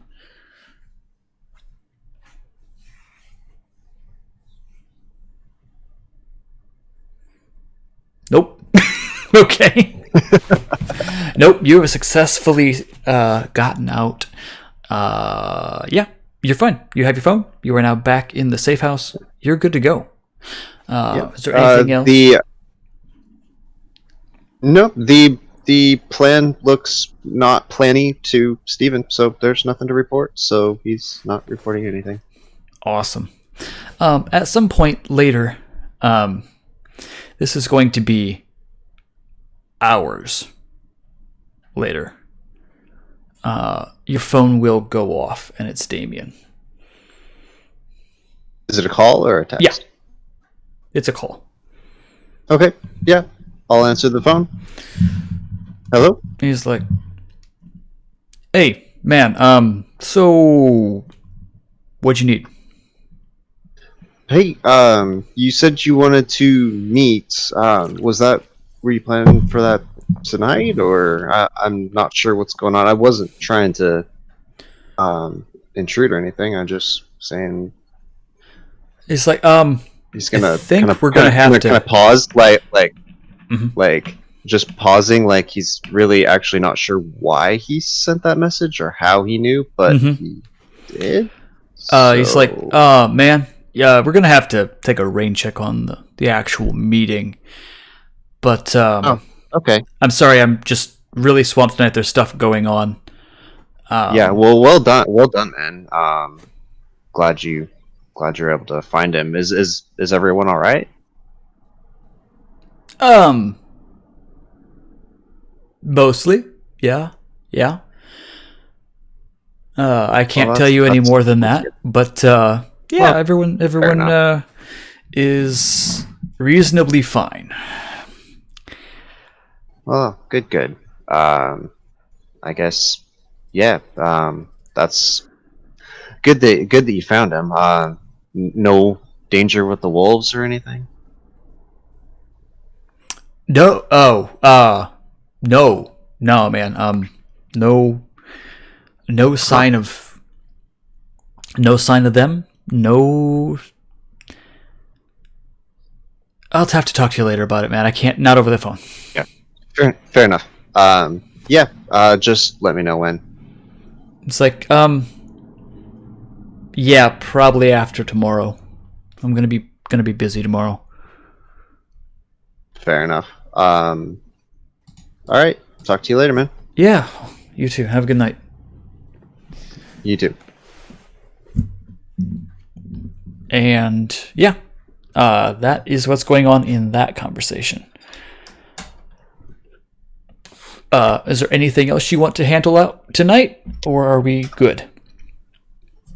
Nope. Just gonna sit there and stare at the phone, wondering how that conversation happened, and he doesn't remember it. Because Bruja logic, he just can't logic it. So No just logic. Gonna sit there and try. I'm sorry. Good job. I'm You broke the sorry. Bruja. I'm sorry. Oh, this is fantastic. So I must ask: is there anything anyone else requires to get done still tonight? Yes, I am. Okay. Red would like to make his way to Silas's cabin. Ooh. Do you mean you two have something to do, or you two want to go to Silas's cabin? He was gonna look for him. No. Right? In chat, I see Yvette. Oh, No. Me too. I am not going to have Yvette go to Silas's creepy Okay, cabin in the woods. That's why once I was again. asking. It didn't. But I do seem- have something else I'd like to do for this. Okay, That's we what can I do think. that. That's fine. Yes, thank you. Okay, so Samuel, you head your way over towards Silas's cabin. Silas, are you at your cabin? How late is it? It would probably be getting pretty late after running errands, buying cell phones, talking with Wanaka, talking with everybody else in the party. So It's not danger time, but Yeah. it's later in the night. yeah, So I would have realistically gotten all my shenanigans done by then. So I would yeah, think I'd be so. home. Yeah, Cool. sure. So you see a light on in the cabin. There ain't no windows on that. Good Oh, sir. I forgot. There are no windows. Right, you live in a box. I live in a box. It looks like the cabin in the woods that you know and love. It never gets any less creepy. Like you'd think you get used to it after this much time there. No, it still looks off-putting. Yep. All right. Yeah. He will go up and knock on the door and see if somebody answers. Yeah, he's just going to be hanging out with Mordecai, and like there's going to be a little record playing, and then all of a sudden, knock, knock, knock. Yep. Boom, boom, boom. Now, who the hell is bugging me this late at night? I'm in my boxers. I'm just hanging out with my bird. Record scratch. No, but he probably definitely doesn't have a shirt on because hillbilly man. Whatever. Yep. I get it. You could just say, man. Like, When I was gonna say that's a universal thing. I would think. No, I don't know about you guys, but I hang out with no pants, not no shirt. I mean, Very much. I eschew clothing most times. It's fine. No. So yeah, the hillbilly man is going to open the door, and then this is the first time that that anybody is actually going to see the giant ass, disgusting ass, gaping scar that just goes from shoulder to hip on him. Oh yeah. Ooh. Yep. Ooh.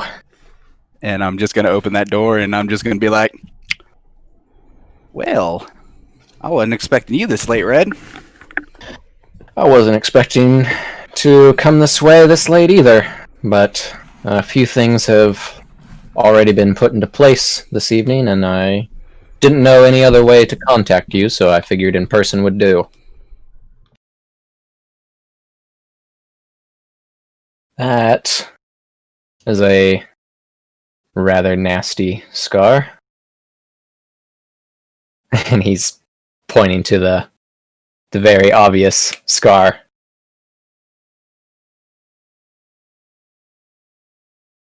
Oh, Did we lose Austin? I think we might have lost I Austin. think he's self-conscious about his scar. Yep. 5 minutes later, he replies. He's just like, oh man. 5 minutes Austin? later. 5 Paint minutes ball. later. Oh, well, probably hear us then. Oh. Hello. That was the blink Yep, out. that was a big no. Just disconnect and reconnect, man. If you can hear us. Oh, He already disconnected. your light is turning on. Oh, kind of. Better. Yes. Better. Right there. Yay, my internet's taking a crap. Oh, Okay. But it's fine. I can keep going. I The swear. answer to your little scar thing is, and I quote, "Yeah, werewolves will really fuck you up if you let them get too close." I would imagine so. And he does that little like over the shoulder nod, like, "Come on in." Thank you. And Red will step inside. And when you get in there, you can just hear like a Johnny Cash like record playing like really quietly, and then Mordecai's hanging out eating on some noms. I approve of the music. Yeah, it's one of the few things that, well, actually, and he like kind of drifts off exactly like that, and then goes back to what brings you here, Red? Well, apparently, we've set up a time with Capone at 1 o'clock tomorrow, which is a lot earlier than I wanted it to be. He like gets a look on his face, and he's like, "I told you all, I don't work on Sundays." I know. It was the only day that Capone would meet. He like gives an eye roll, and he's like, "Of course it is. God dang gangsters." Yes. There's also another problem.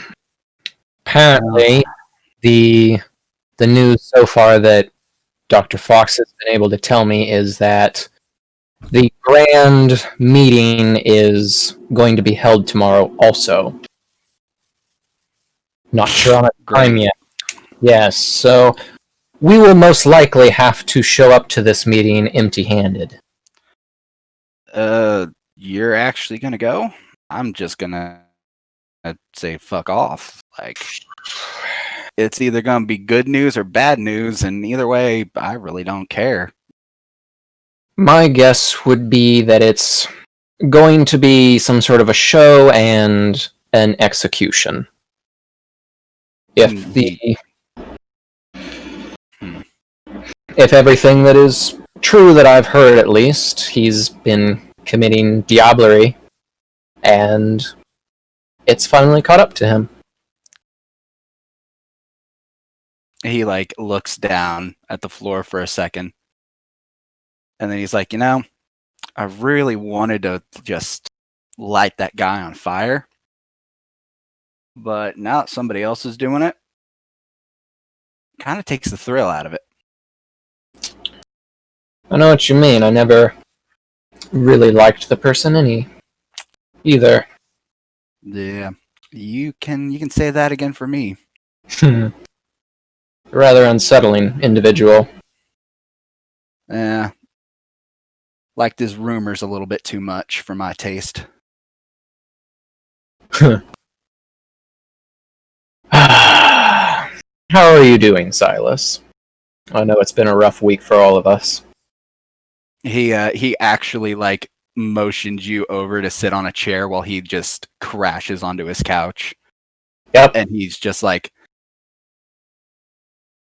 "Oh, it's been a wonderful week. Werewolves show up at my door. I get manhandled by a Brujah in my own home. I get punched by the same Brujah. And I almost lost my best friend. So, I'm just peachy." Yeah, through all of that, Samuel's just slowly nodding. And he kind of sighs, and he's just like, "Granted, guess I ain't no more innocent than anybody else, though." I suppose that's true. We all have our differences and secrets. Yeah, Behind everybody's our- got secrets. I suppose it's kind of in our whole nature and society, isn't it? Yep. We gotta make sure that we keep ourselves safe in our little tiny rat box. You know, we have all the power of goddamn monstrosities, and we're still just locked inside our own cages of bullshit. It's kind of ironic. It is, isn't it? It's Yep. more or less the life of a Nosferatu. Stay out of sight, don't be seen, and if you are at least somewhat modest about your appearance, you cover it up in red motions to his face. The porcelain mask. Silas literally does a hand wave at it, and he's like, Red, just to be completely real with you, I've seen what a couple of you look like. It ain't no pretty sight, but No, it's not really pleasant. I mean, most people are kind of overreacting about it. But then again, I've seen some real shit, so what the hell do I know? He just kind of does that poof-ah, Yeah. I did seem to scare you, Vet, rather heartily. He kind of starts he chuckling. perks up at that, and he's like, "What the hell did you do to Sassy Pants?" I more or less caught her off guard. I wanted to see if she was genuinely telling the truth about everything the past few nights that she did. It worked. He claps his hands together, and he's like, "You some bitch! That's why you took my steak, didn't it?" Yes, it was. He claps his hands again. He's like, "That's so funny." Oh man, you didn't actually she looked fine, so I assume you didn't stake her, but she did kind of change her hair. No, she was already paranoid, I think, from the mole and everything that's been happening, and Capone somehow knowing our names and phone numbers, and if he probably knows those two things, he most likely knows where we live. So she was already being cautious, and then me more or less scaring her didn't really help much. Yeah, I mean, she did seem a little less. He kind of pauses for a second to contemplate his next word, and he goes, "Sassy," to me tonight. Yes, she seems to have mellowed out a little bit. That's good.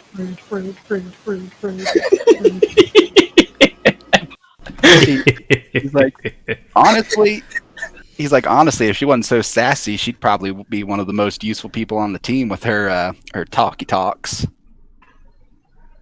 Oh, most assuredly. She still is one of the most useful. He kind of smirks a little bit. He's like, I sure as hell ain't gonna tell her that. It would be a boost to her already rather inflated ego, I think. He gives just a nod and just sits back into the couch again, and he's just like, that's so funny. Did anything else happen when I left tonight? Well, for the moment, we don't have to worry about Steven talking with Naomi about our plan. Did you stake him? No,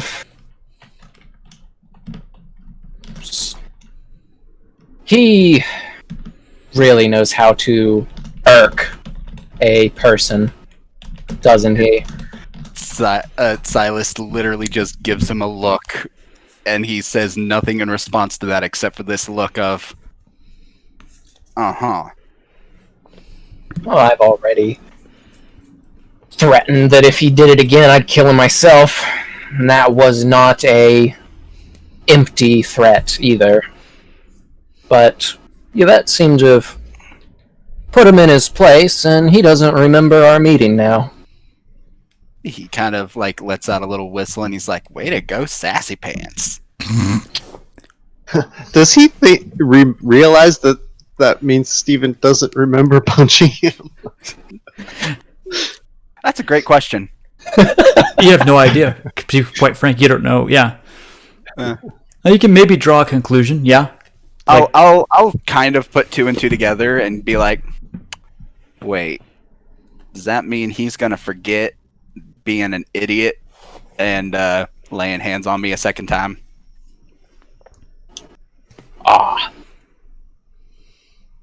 That is probably safe to say, yes.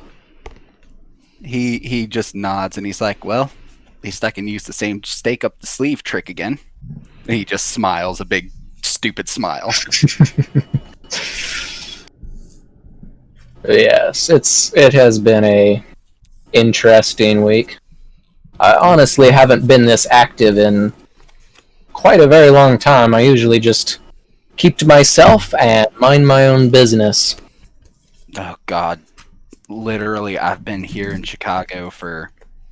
He does look. You can tell he's doing the math in his head, and he's like, 30 years, and I've only ever gone on 2 hunts with other people.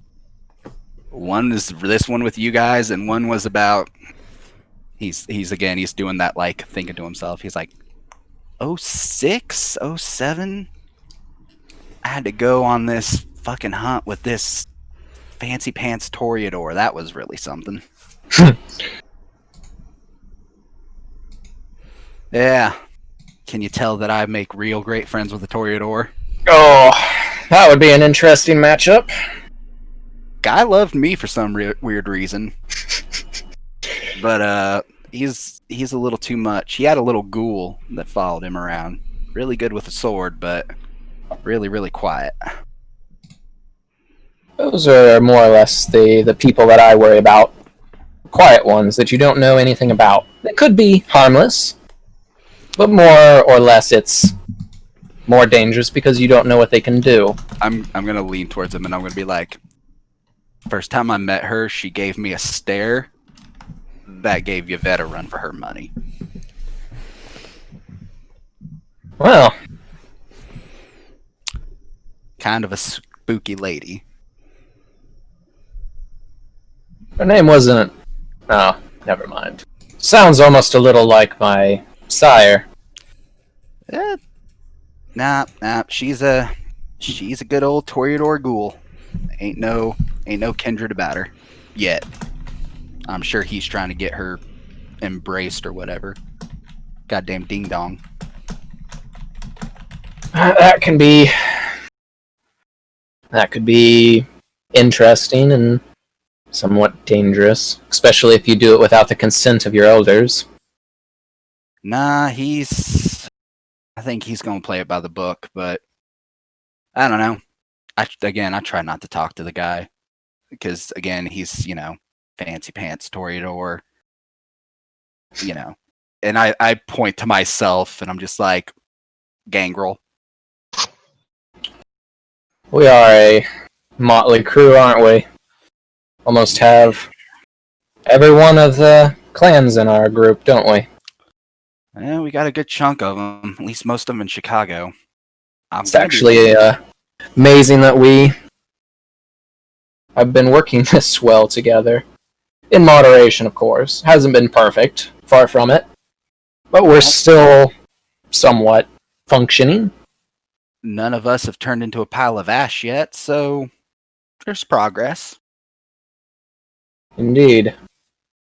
Not gonna lie, getting La Sombra in our group kind of threw me off a hot bit. That is something I did not expect.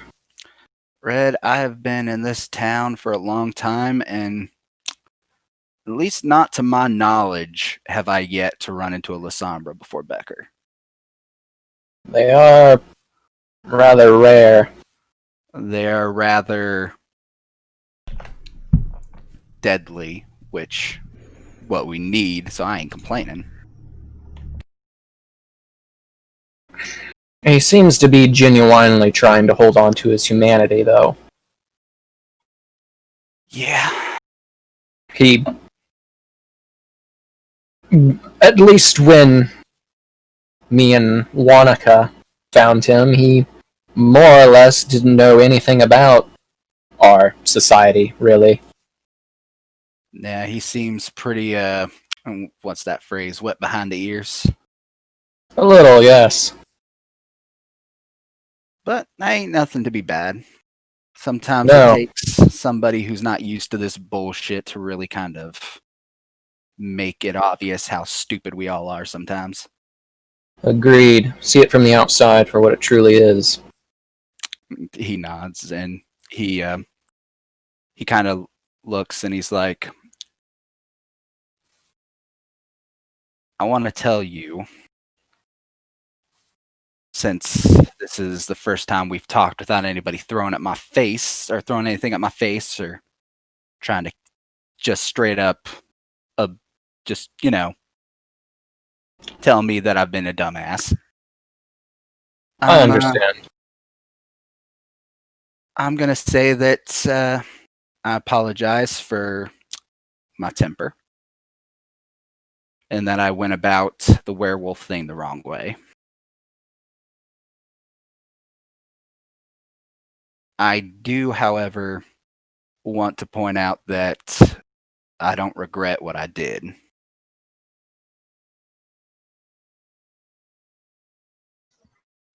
No, I understand that, and I apologize as well for my outburst towards you. As He gives another wave and he's like, I get it. We all have an opportunity at some shiny domain. We don't want to ruin our chances at hanging out and rubbing elbows with the royals. I don't really even want that. I just want to get out of this in one piece, and I still am rather worried about what Jackson is going to say or think. I'm just going to tell you right now, I've known Jackson a long time, and if the boot's going to drop, it's going to drop no matter what we do. That is a fair point. And I'll be blunt, as much as everybody might think that getting the werewolves to help out was a really stupid idea, it's an effective one. And trust me, I'm not a fan of working with werewolves either, but he kind of like twiddles his thumbs a bit and he's like, but even they understand a deal. They're not completely insane, like some people I've met. I mean, they didn't kill us outright the first time that we had a run-in with them. That is true. And honestly, I don't see anybody really having any issues with werewolves on our turf as long as they uphold their end of the peace. I mean, honestly, for the most part, from what I've heard, anyway, the prince really doesn't interfere in other people's domains. More or Yep. less leaves them to their own devices. So it might turn out well for us, and if the wolves hold up their end of the bargain, then we have ourselves a relative effective security force for our domain. He Could he be gives, a he gives a little interesting. nod. He's Could like, be and honestly, just between you and me, Red, he kind of like sits back and he throws his head back, just looking at the ceiling when he says this, and he's just like, right now, I'm just really fucking tired of all this. That is my thoughts as well.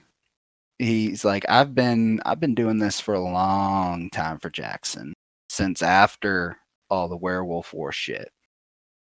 Literally getting names, blood hunting people just to get rid of them.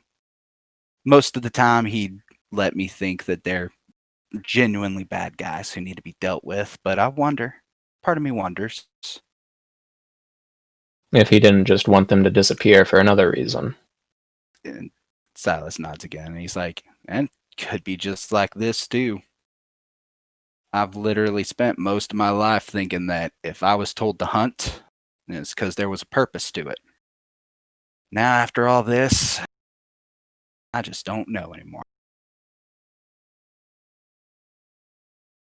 That's more or less what I had to deal with back in the old war. Keep your head down. Teach the soldiers in your squad what to do. Always follow orders. Don't talk back. Don't question it. Follow blindly. It's even like that out of the army.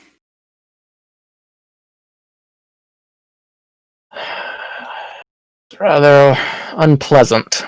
I Thus haven't. the life of a vampire. Indeed.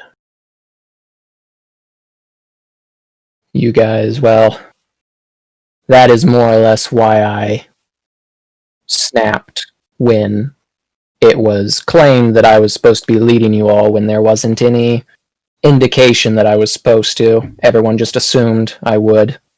He like guffaws and he's like, who the hell ever said any of us were in charge of this? We never took a vote. We never agreed to anything. That is my thought process as well. Even though I've led before, it has never ended well for any of my soldiers. Leading groups is overrated, Red. People die on your watch and you get blamed. Even if you succeed, you still gotta take the bullet for something. Indeed. Do you know that I trained to be a pathfinder during World War II? He perks back up and he's like, no shit. Brutal training.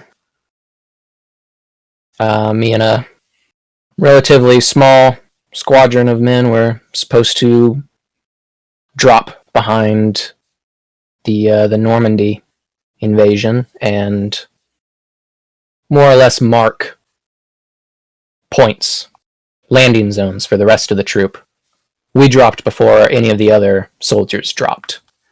He kind of nods a little bit. He's like, yeah, my he like pauses for a hot second before he keeps going. He's like, my brother was a real military geek. So he liked to gush about that kind of thing all the time. I kind of got the gist of what you guys do, but not details. No, it's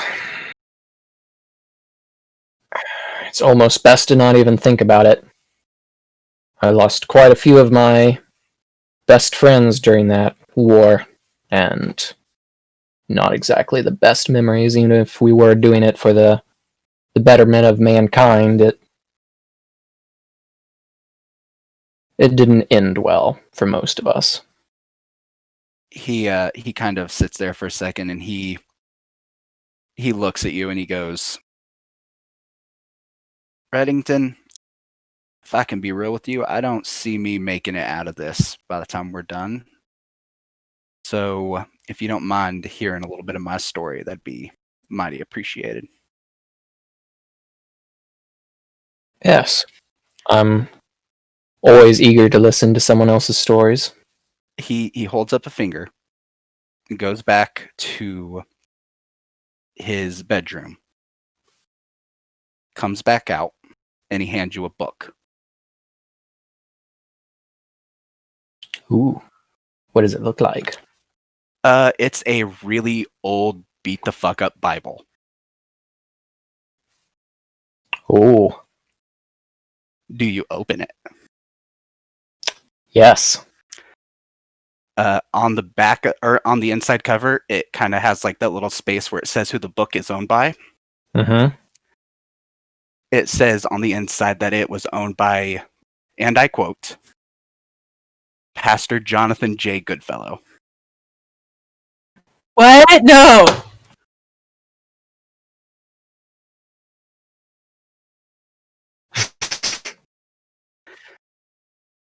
You hear that from across the city. Yeah. He sits back and he's like, I never got to be in the military. I didn't have the health for it. I didn't have the body for it. My brother did. Fought in Vietnam. Came back. Real hero's hero, you know. You could tell it changed him, but he always kept that smile on his face. And meanwhile, I kept up the lineage of my dear family. Third generation pastor of the same little church in the same little town. Really? He like looks down and he's starting to get that like 100-yard, like that 1,000-yard gaze that like when you have those flashbacks. And he's like, there was a night. It was a really quiet in the grand scheme of things. My brother had gotten appointed sheriff because he is the only one in our town who'd even been in the military. So they were like, why not? You know? And he comes up to me because he knows I love a good hunt. And he's like, hey, we're going to go find some wolves that have been attacking livestock. So I don't think anything twice about it. And I grab my gun. I kissed my wife goodbye and off I go hunting. And throughout this whole conversation, Samuel's just slowly nodding.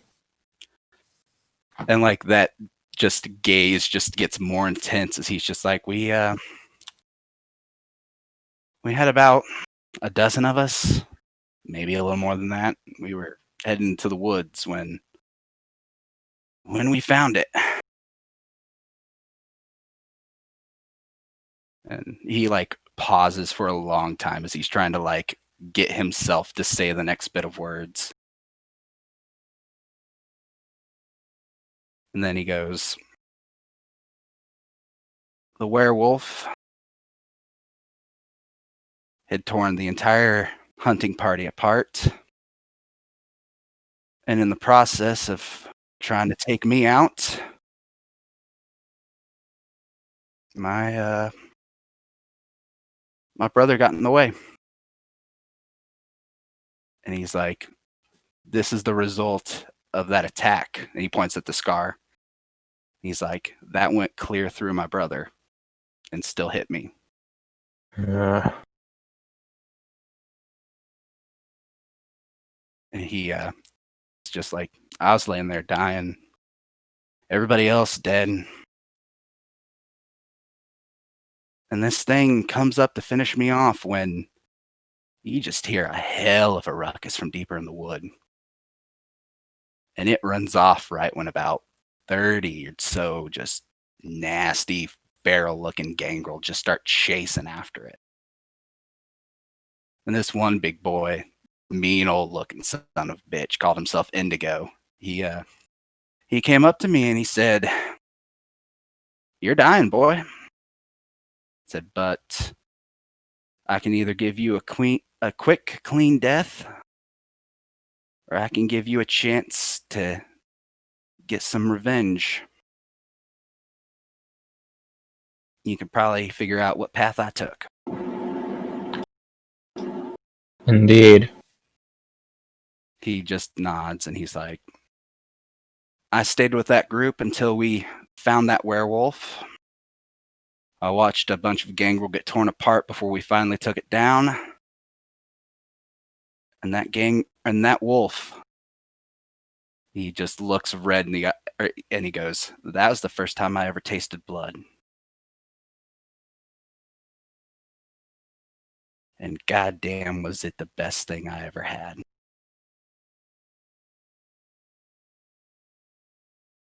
But Revenge then is sweet. he nods and he goes, "But then you get your vengeance, And you realize you traded your eternal soul for just that. I had my brother's service revolver. I put it into my mouth. I pulled that trigger. And that's when he tosses you this really nicely kept service revolver. And you see that there is still a bullet jammed in it.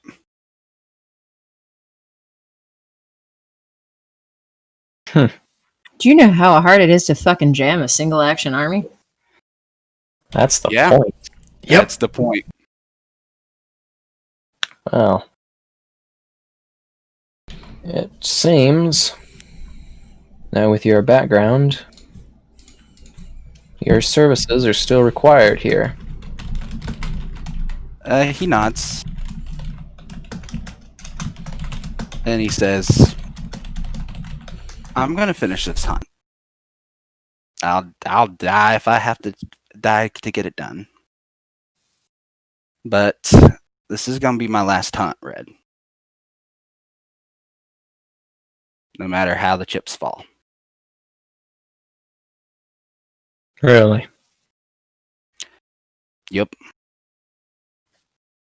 And he's going to stand up and he is going to say, I'm going to get dressed real quick. Then we can talk more about our plan. He heads back to the bedroom. And then I have one question. Yes. How much do you look at that gun? He'll probably inspect it, especially if it's an old army revolver. You're going to see the name of the owner on that gun. Oh. And the name on the gun is going to be Mordecai Goodfellow. Oh. Oh. No. What was that quote from some time ago? How dare you make me feel feelings? Yeah, I'm good at that, aren't I? Oh, the feels. The feels. Oh, the feels. I done broke you guys, didn't I? Well, I'm good. I'll still eat your bird. First of all, how dare you? Second of all, how dare you? Third of all, you guys loved it. You can't kill Silas. Oh, who says he's gonna die? Okay. Okay. He might. I don't know. I mean, Who?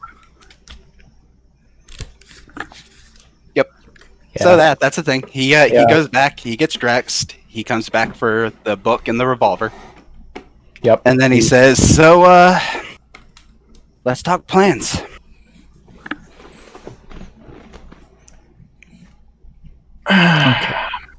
Not exactly sure how this is supposed to play out. Hell if I know either.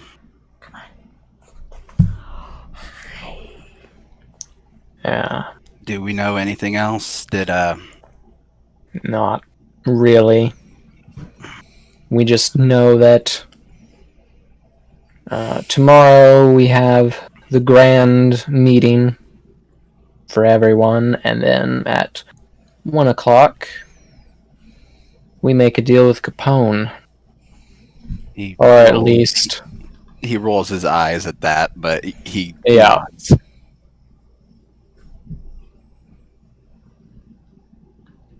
So this is your last hunt, then? Are you planning to just retire to greener pastures, or... He kind of looks, and he's like, "Honestly, I don't even know how this is going to play out.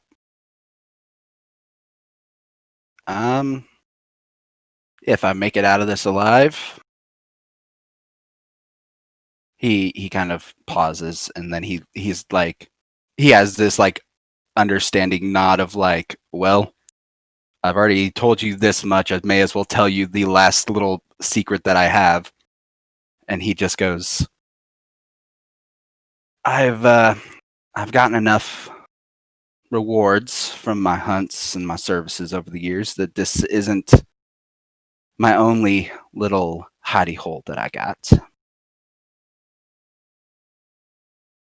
I have one other smaller, less defendable cabin about an hour out of town. Very quiet, very, very much. If I ever got jumped there, I'd be very dead. But it's a nice place to just not. You know what I mean? I understand that feeling. He nods and he kind of gives you another finger and he's like, Can you do something for me? Of course. And he says, if I do make it out of this, I'd like this back, but takes off the chain around his neck that he's been wearing the entire time.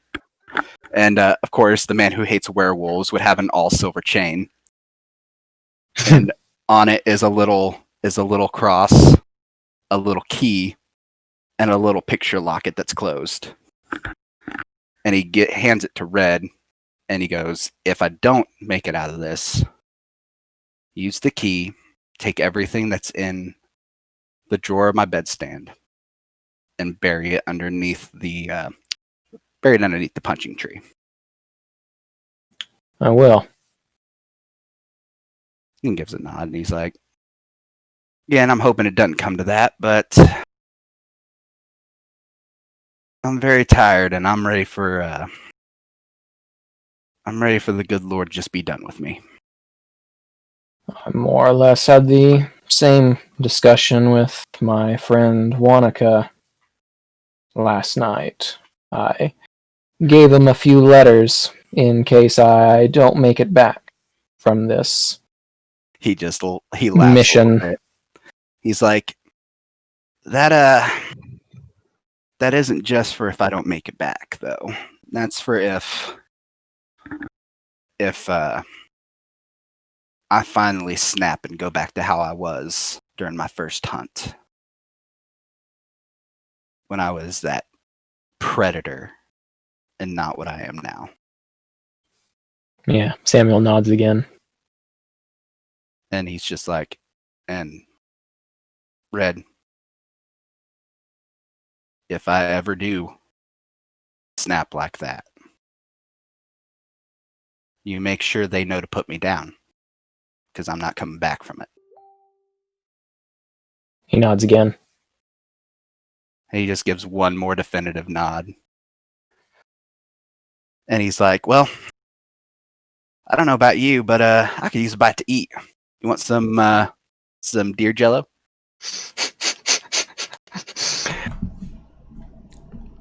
It doesn't work the same for me as it does for you, I'm afraid. He nods and he's like, kind of proud of it though. I actually got it seasoned just right to where it doesn't make me sick and still kind of tastes like something I'd want to put in my mouth. Yeah. Samuel kind of leans back and chuckles. And he says, you know what I miss most about my old life? And he, like, as he's walking to the fridge, he's like, is it steak? No. It's a gorgeous sunrise on a crisp autumn morning where the cornfields are just starting to turn that golden brown and the fog is just still laying low in the valley. That's what I miss. He smiles a bit and he actually motions for you to look inside the locket and he's like, that was one of her favorite things. And if you actually do look in the locket, which I assume you will because Nosferatu got a Nosferatu. Well, he will most definitely ask. It's this like It's definitely from like the late 70s, early 80s, that kind of like picture quality. And it's Yep. just like this picture of this 20-something-year-old who just has this like stupid big cheesy grin, the kind that like is all fucking teeth and Yeah. like the nose is wrinkled up. Is it the big hair or is it the like straight parted down the I middle? was going long? to ask, yeah. It'd be the straight. Yeah, straight. The only two hairstyles women had. Yes. Those were your options. And if they had glasses, it was thick black things.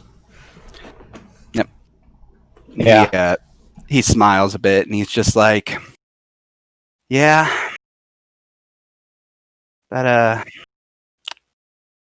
was a heck of a woman.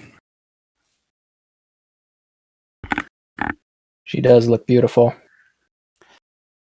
And she was up till the day she finally passed. Samuel nods. He like, I'll never tell Jackson this because he probably would have my head, but every now and then I'd sneak back home, take about a week out of town, about once a year. Make sure I didn't look like myself, of course. And I'd go visit. He has this big smile and he's like, my boy, taking up the family tradition as the big old pastor man of the town. And he just keeps smiling and he's like, and she remarried. She found a good man. Lived a good life. She passed about 10 years ago. He kind of like, he's like cancer, but thankfully she was at peace in her sleep when it happened. Why do you keep twisting the Ooh. knife for us? Ooh. Because I have tragic to. backstory. How Anime character. double Ooh. dog dare you? Okay. Ooh. Sorry, gonna shut up. This is Oh man. is I honestly want to say this is kind of rough for Samuel because this is dredging up some old memories that he did not want to remember. Yeah, try being Silas, who has literally lived trying to forget all these memories and still puts himself through it like a dumbass.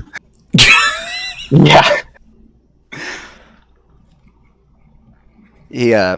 He sits back, but honestly, like he went from looking god awful at the start of this to actually kind of looking like a weight just dropped from his shoulders, Yep. and he's just like, everything's good. Everybody I cared about in life is at peace,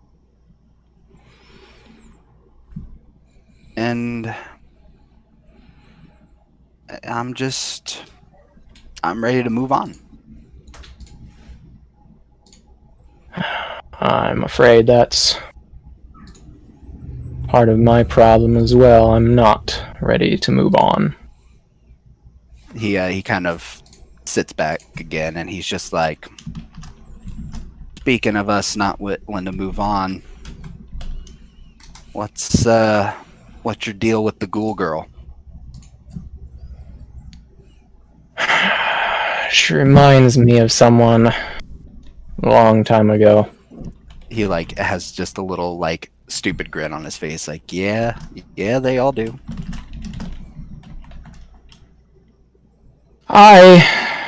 After World War II, I married a woman. Her name was Nancy. It says Nancy. Nancy Drake. Nathan and Nancy Drake. He Silas has this look on his face like, I feel like I should be catching something there, but yeah. but he continues listening. Yeah. We weren't married together very long. About 6 years. And much like your wife, she passed away from a sickness. We didn't have any children. So I more or less just kept my head down and just worked harder at the police precinct in Chicago. I was a detective there. But Lily kind of reminds me Honestly, of her. that kind of just doesn't surprise me. No. He nods and he's like, "Would now I know I'm not no preacher man anymore, but if you wouldn't mind some advice from somebody who was at least trained to be." By all means. He sits there and he's like, "It's all right to have these feelings. It's all right to miss somebody you care about, and to do even the occasional kind of stupid thing because of that. But this comes with two big conditions. You have to understand that it's stupid and be ready to face up to your mistakes, which is a problem even I still have to do. And you have to acknowledge that when it's time to let go of those things that we're holding on to." No, I don't regret the time I spent with her. I do regret not spending He shakes his head. He's like, having more time with her. But I cherish the time that he I shakes his head. He's like, "You shouldn't regret anything."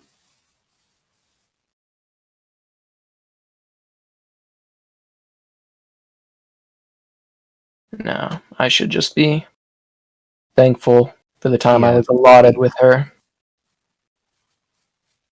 And I am working with Valerie to discuss ways of helping Lily come down off of her fix. I know it's not going to be. And yeah,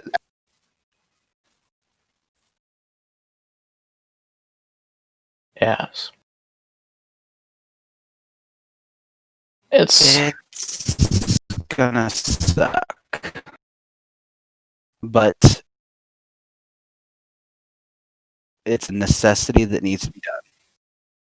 I agree. And if it helps, Suck. I have a little bit of understanding of how to be able to kind of help somebody through this. He nods. So I don't mind helping out if you need it. I appreciate that. I can handle. It won't be the first time I've helped somebody get down off a fix. So this will be fine. Yes, it was going to. The only reason I did it is she was already bonded with someone and she was going to have to come down off of it one way or another. And I figured it wouldn't really hurt much to just prolong it a week or so, because I couldn't make time to make her as comfortable as possible. He nods and he's like, "Let's deal with Capone, and we'll concentrate on that together. I agree. And then I'm Okay. going to get the hell out of Chicago." It's more or less my thoughts as well. I don't think I'll leave right away. I might see what happens with the domain and see what happens with the politics here in Chicago. He shrugs and he says, "Well, if you're looking for a way out, I know a Toreador who might be willing to buy your share of a domain." I bet. No, I, For now, if anything, I might see if something were to happen to me. Back when I was working on the police department, we were really, really close to tracking down a murderer. A rather horrific murders. People that, for some reason, just bled to death. No, hardly any blood on the scene. Just people completely drained. And we had more or less tracked this individual down to the sewers, and we had blocked off a portion of the exits, and me and about 6 other officers decided to go in after the murderer. We didn't exactly find a normal human. but not. It didn't take very long for this vampire to rip into all of us and kill my men and leave me maimed. The problem is, or my saving grace, I don't know which one it is yet. This vampire was poaching on what would be my sire's land. That didn't go over well with my sire. It never does. No. So on one side, I got to see my killer have their head removed from their body in a few quick movements. And then I was offered another way out. Yeah. I regrettably took the other way out.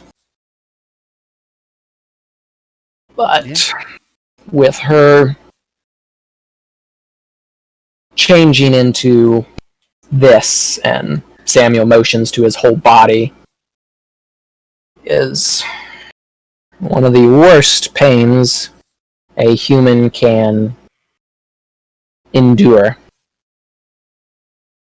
And I know it's a rare occurrence, but my sire, she actually took the time to help me and make me as comfortable as possible.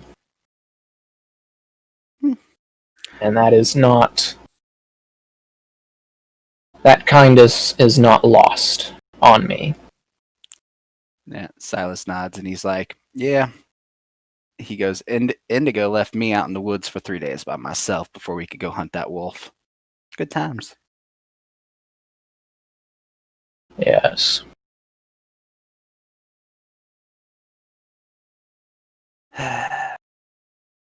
Lord. We got ourselves into one hell of a mess, didn't we? Indeed. Listen to us ramble about our old lives. It's good to vent, though. It is. You are now one of 3 people that know that information.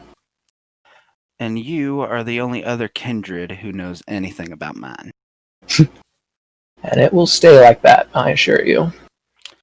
Much appreciated. Mm-hmm. Mm-hmm. So, where do we go from here?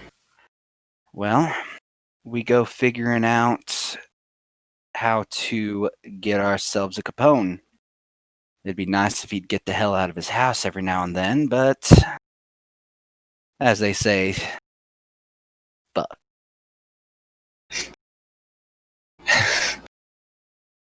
I guess that's a saying. Yeah.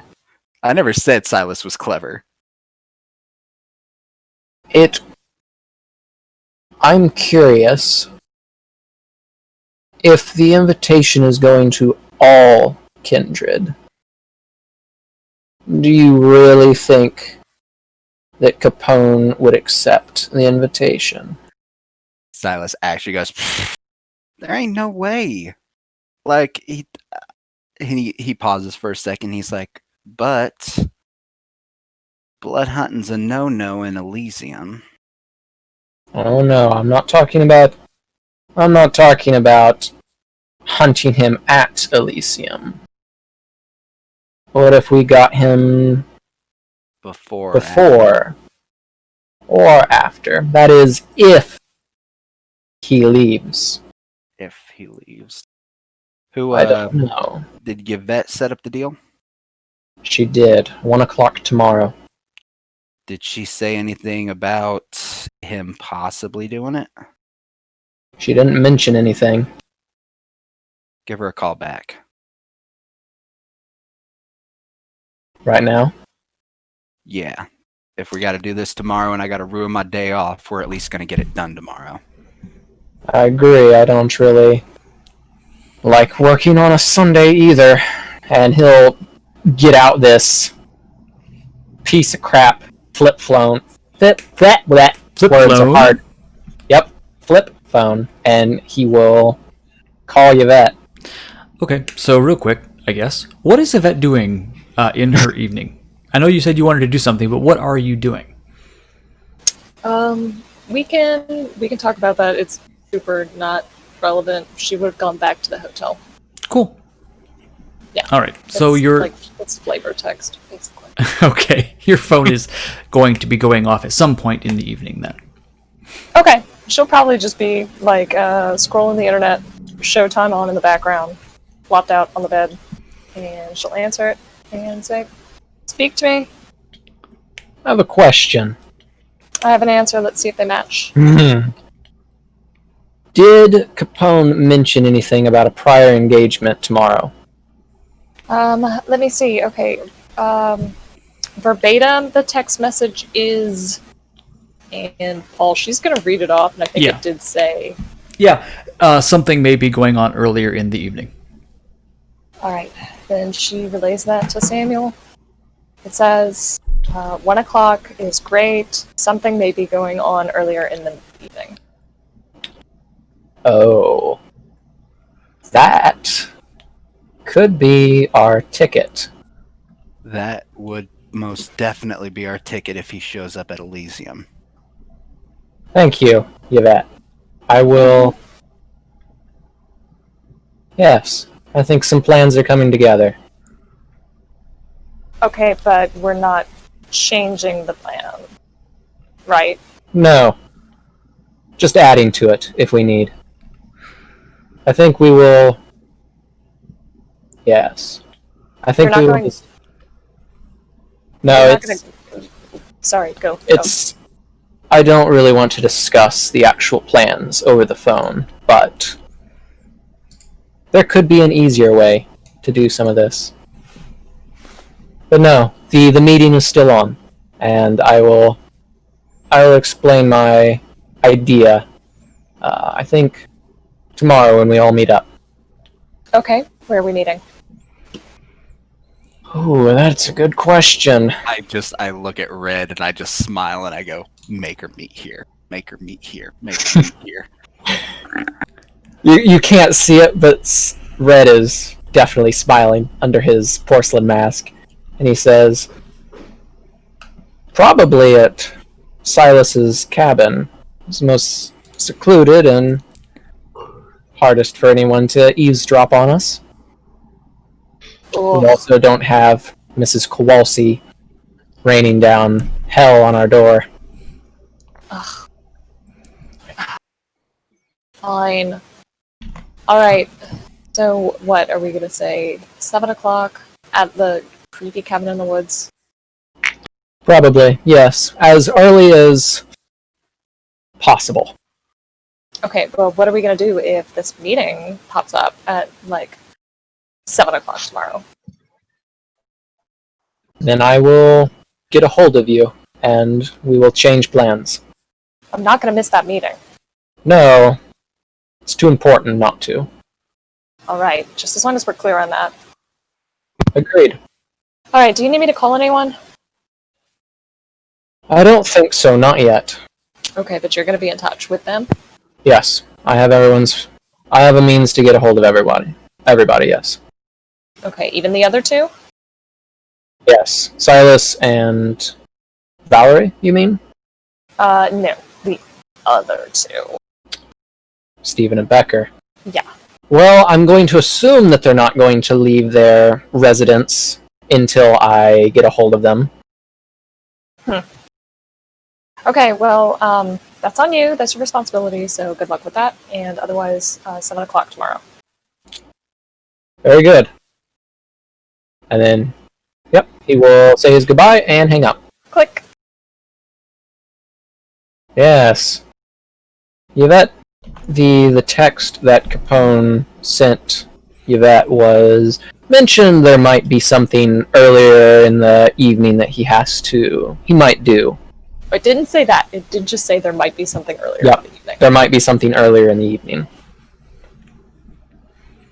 So, there could be a chance that he might try and attend. I don't know why he would. If I was in his position, I definitely wouldn't. Well, if I know anything about Ventru and how sassy as fuck they can be, it would literally just to rub it in his brother's face. Because Ventru be Ventru. That is a sound point. And he's And probably is- safer than we think he is. Yeah, that is actually a heinous idea. Oh, it's That would be absolutely heinous. That would be glorious to do to somebody. Literally just popping him right when he's walking out of Elysium. We could do it. We could. Or either right after or right before. I think it'd make a bigger scene if we did it right after. If you want to add flair to the Before show. would be awesome. We could. Huh. Red, or Silas is just smiling and he's like, Red, I think I know what to do with that Penske. What are you thinking? I'm thinking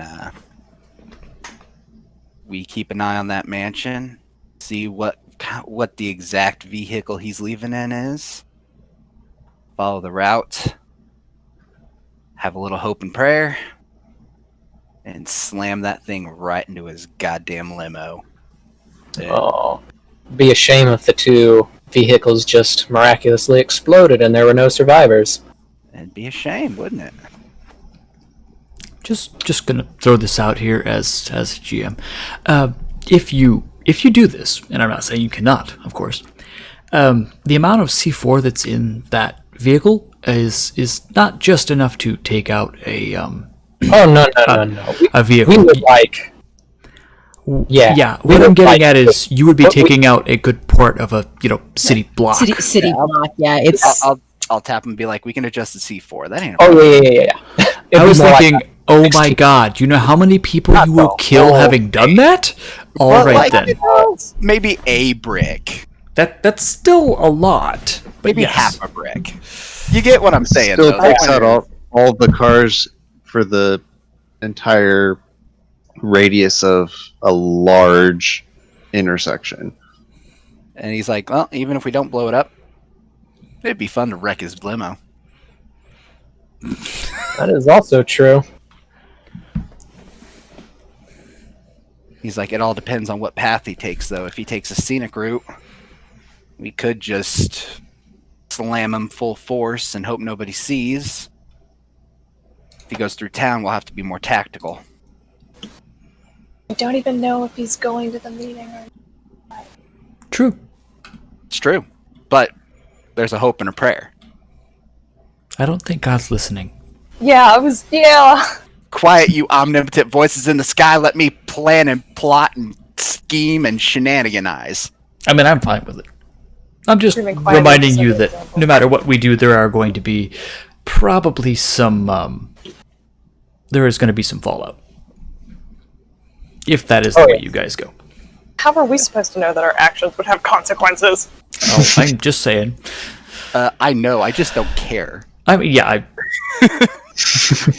Yeah, and I look at Red and I'm like, in all things, assuming he doesn't go, like, we just follow through with this plan, assuming that the plan isn't just to walk in and kill Capone, and we have, an exit strategy, and not just an entrance one. You know what I mean? Indeed. Becker's a good shot, though. Becker's a great shot, but there's only so much a rifle can do against 20 armed men who are right on top of you. True. But what if we just staked out his home and just waited to see if he came out? And if he doesn't, then we go to Elysium ourselves. And Silas nods and he's like, me and Becker could stake out the house. Keep an eye on if he leaves. 2 eyes are going to be better than 1 in the situation. Because, I mean, to be perfectly honest, you and Becker are one of the few kindred that people probably wouldn't have a problem with not showing up to Elysium. well, okay, yeah. He nods and he's that- like, I'm well aware of my reputation. It serves me well. I don't like politics. I don't Usually either. screws more things up than fixes them. I'm still trying to figure out how I got close to a goddamn prince. Like, what?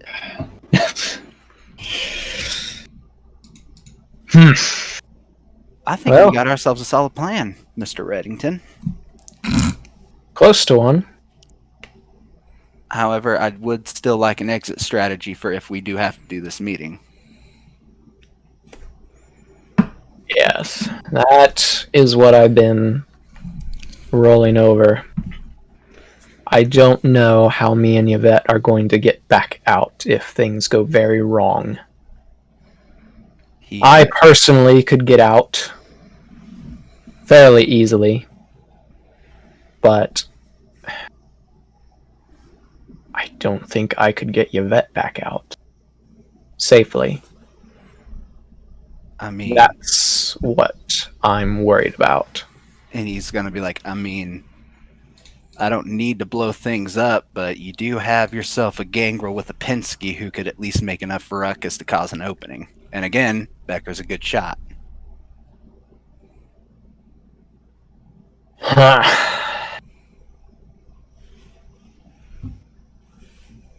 Just picturing invisible Red carrying Yvette. It is a wonderful memory, our mental image. Just running. Like, and even if she doesn't get the hell out of Dodge and she just ducks and covers till somebody drags her out, what's the harm in that? You will have one very angry Ventru on your hands. Wouldn't be the first time. Or I think the you guys second. are woefully underestimating our survival instincts. It's true. I am woefully hoping that you just do exactly what you did last time and it'll be fine. Yep. All right, fair. Yeah, it'll be good. Yes. He's like, a plan is finally coming together, Mr. Reddington, and I think it's a plan that everybody will agree with. What's that saying? Everybody has a plan until they get punched in the face. He's like, you're lucky I'm not mad about that anymore. He's I like, well, apologize for that. I did not realize what I was saying until it was already out. he smirks a little bit and he's just like, nah, you're not the one who did it. He's like, besides, I haven't shown my whole hand yet. So, not to mention the wolves still aren't off the table. Granted, I lost my bargaining chip for Mr. Newberry and the domain, but I think I got something else they might like. I only lost everything I offered them. It's cool. Nah, I got one other thing that they might like. It's all good. Okay. What other thing could you possibly possess that would interest a werewolf? And I literally just open my arms and just gesture, and I'm like, I own most of this land.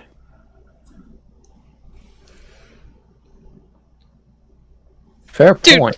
dude, come on. What? Yeah, I was gonna say, what, really? You own some of it, maybe. I own enough of it. You can Like give them where- your creepy I think- cabin. I can give them the creepy cabin. An acre and a half in a creepy cabin. I mean, creepy cabins are vastly underselling on the market right now, so they'd be getting a good And deal. I'll have you True. know, there is a lot of game to hunt around that cabin. Okay. And That's vampires. I'm Uh-oh. going to be outside of Chicago, so it'll be fine. Well, I just meant there's lots of vampires around that they could hunt. Yeah, exactly. I'm not going to be in Chicago after that. It'll be fine. Like, I'm out, you guys have fun. Rosa can handle herself. She's one of the few who I think could arm wrestle a werewolf and walk away. I love Rosa. Rosa's awesome. Nah. And he's like, but none of this even matters because I still got a feeling that he's just going to be snarky and sassy, just like a Ventrue, walk out of that house thinking that he's won, and we can just have Mr. Becker just put one right between his eyes. Bang. I track, he shoots. Boom. Headshot. Trust me, I'm one hell of a tracker when I want to be.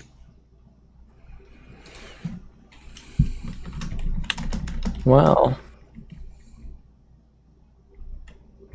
Indeed. You just So- you let them know to meet here first thing in the morning. At the very least, Becker. And him and I will go stake out the mansion. And if anything happens, I'll let you know.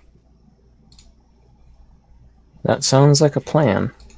Silas is actually going to take a piece of paper and he's going to scribble his Nokia number and give it to Reddington. Okay. And he will swap phone numbers basically and pull out that really crappy burner cell. And he's like, this is what a burner should look like. I hold up my Nokia and I go, too true, my friend, too true. He's like, I don't know why Steven bought a super expensive cell phone that was just going to get ditched. Yeah, what kind of job does he have that he can afford really nice cell phones that I may or may not have purposely left on a bus? Speaking of that, Oh my god. Tracking it, wasn't he? he was tracking them. He probably thought I was running around doing God knows what last night. He actually pulled it up on one of his phones so we could look at you. I literally left it on a bus hoping he'd go look for it one day. And I took a picture of me flipping it off. I wondered. Yep. I didn't figure you'd be walking in the center of the street all over Chicago. God no. I would I don't like cities. Well, it's a good thing I'm cautious because there's a few places that I wouldn't want Steven knowing about. Yeah. Well, I mean, granted, you all know where this place is, and I mean, That is a fair point. At least your valuables are more or less packed up and easy to move. oh yeah, I literally can throw everything important to me into the back of my S10 and get the hell out of Dodge. So yeah, I'm solid. I have a few humble abodes, but one of them really can't be packed up quickly. Make sure you hide that one really well. Indeed, that's why I never bring a cell phone, and I always make sure I'm not followed when I go there. Probably the best thing that you can do. Though, it will probably have to be burned, and I will have to move somewhere else. It's a shame, really. Honestly, I think we'll be fine. Especially if we own our own domain. Ain't nobody gonna really mess with us, or, well, you. Especially if I'm getting the hell out of town. No, it's more of a shame because I've had that apartment for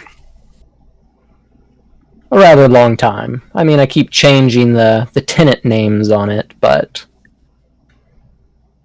Yeah. it's close to the... Never mind. Anyway, that is where Lily is right now. So she's plenty safe, but a Yeah. good portion of my life is just on display for her to look at.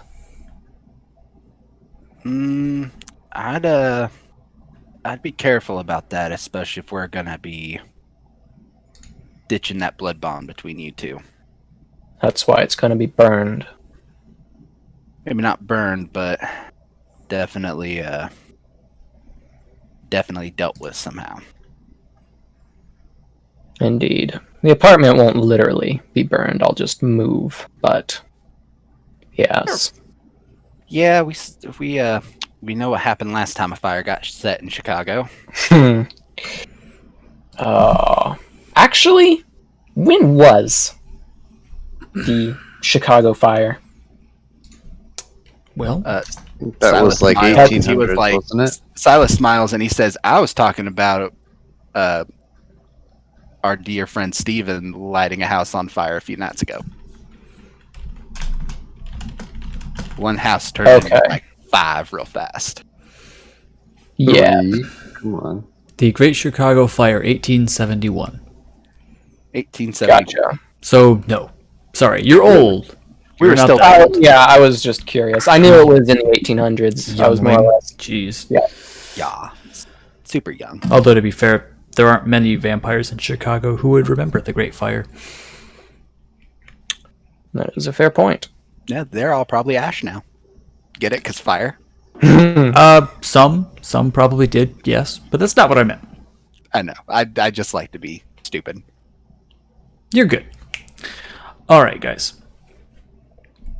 So we've run into a strange situation now, where it's like 8:20, and to do much else is going to require time commitment.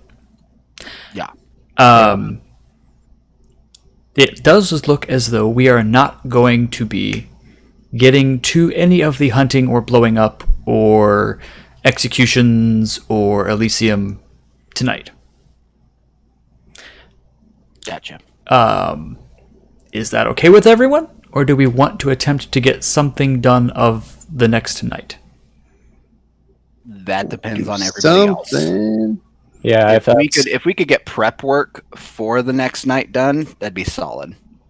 Yeah, basically just meet up and hash out plans. If that's okay with everyone else, I'm okay with it. But I want to make sure it's okay with everybody. I do have to make my other game in a little bit. So we yeah. will just cut it here then, because you are going to be part of that. So I mean, they're probably fine with just like whatever. So I can, if other people want to hash out some more stuff, they can do that. I'll just catch the other game, and I'll assume that his plans involve pew pew. That probably is what's going on. If you need to go, you certainly can. We won't be going for much longer. So, if that is the case for everybody but Jamie, awesome. I'm gonna dip out now then, and I'll catch you guys next time. Thanks for running, Paul. No problem, Jamie. Have a good game. Bye. Next week. Bye. Okay. So now that she's gone, I mean, Oh no! I'm kidding. So, how do we want to kill Becker? So the werewolves attack the place where you two are. No, I'm kidding. That's not what happens. So no. We will just kind of put Becker on in NPC land for a little bit. I'm going to just permanently have Becker glued to me for most of the next night, so it's all good. Okay, so Becker is /following you. Got it. I put Becker into one of those corgi backpacks. Oh my god, we need illustration of that. That's how Is that? I mean, this speaking outside, because Steven doesn't know stuff about plants, but that was not anything to do with the plan. Becker and Steven were going to go and get rid of the people who were Yes, you were. inevitably watching out for us. You were, yes. Yeah, so I think that's going to depend on What we hash out. Red getting in touch with those two boys. What is the plan there, Red? Yes. He will contact Valerie, and because I think it's pretty late in the evening. Yes. Where we are now. Oh, yes. So it would be the next day, but he would contact Valerie that night and explain that the group is going to have a meeting like stupid early in the evening the next day. First thing. Yeah, first thing. Then he would first thing the next day he would make his way to Stephen and Becker's place and explain a portion of the meeting and that they are going to Silas's cabin. Okay, so you are going to get to the Becker's place yet tonight. Yes, to tell them if that's possible. I mean, he has to go back into town anyway. I'm going to say you can probably make it, but you're really cutting it close on time. Okay. That'll be like the very last thing you do, and then you're going to probably have to find yourself a sewer. Literally scribble a letter, drop it off, and get the hell into sewer land. Yeah, I was thinking about trying to get back to his apartment. If all you do is do a letter, you can probably make it, but you're still going to be cutting it real freaking close. Okay. That'll work. Like you may start tanning a little bit if you're not careful. And just explode into dust on my doorstep. No. Well, that would not be great. Nope. Well, like, how did he die? He couldn't tell time. Yep. Same. Okay. So for Stephen and Becker, but Becker's not here. So there will be a letter, I assume, shoved under the door or some such thing. Yep. And it literally says, meet at Silas's cabin. First thing. It'll be like 7 o'clock. You mean like tomorrow night is good? Yeah. Yes. So as long as it's not able to be misconstrued. Yep. Exactly. It will be easy to understand, and he will make his way to his apartment. Okay. Scuttle over there. So, Stephen, yeah, you will hear that letter being dropped off. That is a thing you will now be able to possess, especially because you're not in a room. You're in the living room. You've been bugged out in the living room. Yep. Yep. Okay. So for good. Pocket it. He's just gonna pocket it, and we'll figure he'll just wait until the following night. That's fine. This is mainly just setting things up for tomorrow. Is there anything, Valerie and or Yvette, not that I've gotten you confused tonight, that would be embarrassing. Is there anything that the two of you want to do in prep for tomorrow night, or are you okay to go?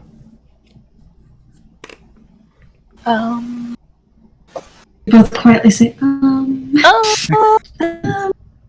I think any ritually fun blood-related thing I'm doing can wait until then. I don't think I have to do anything like well in advance. I just have to make sure I have, ingredients or whatever.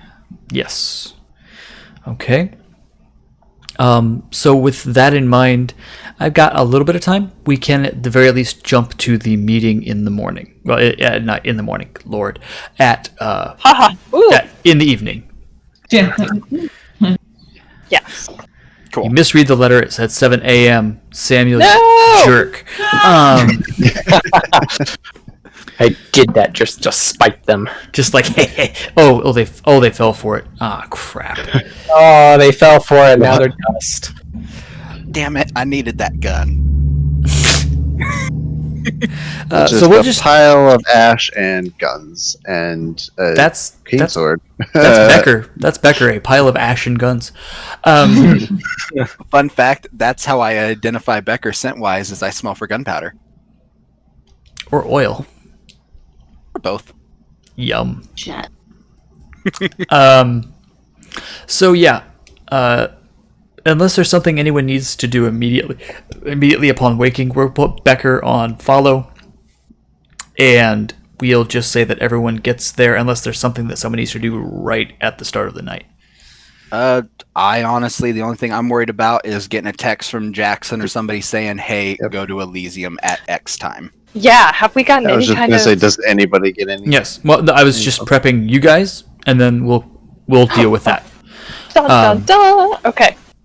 So if there's nothing anyone else needs, you'll have time to get to the cabin without a whole lot of problem.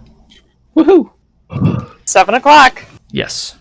I do Right, make I sure push that it I in. am fully I armed. want to do a and thing everything. just for funsies. Okay. Because, well, partly because this is actually the first time that there's any reason for Steven to, well, in his mind, feel nervous about driving with a La Sombra in the car.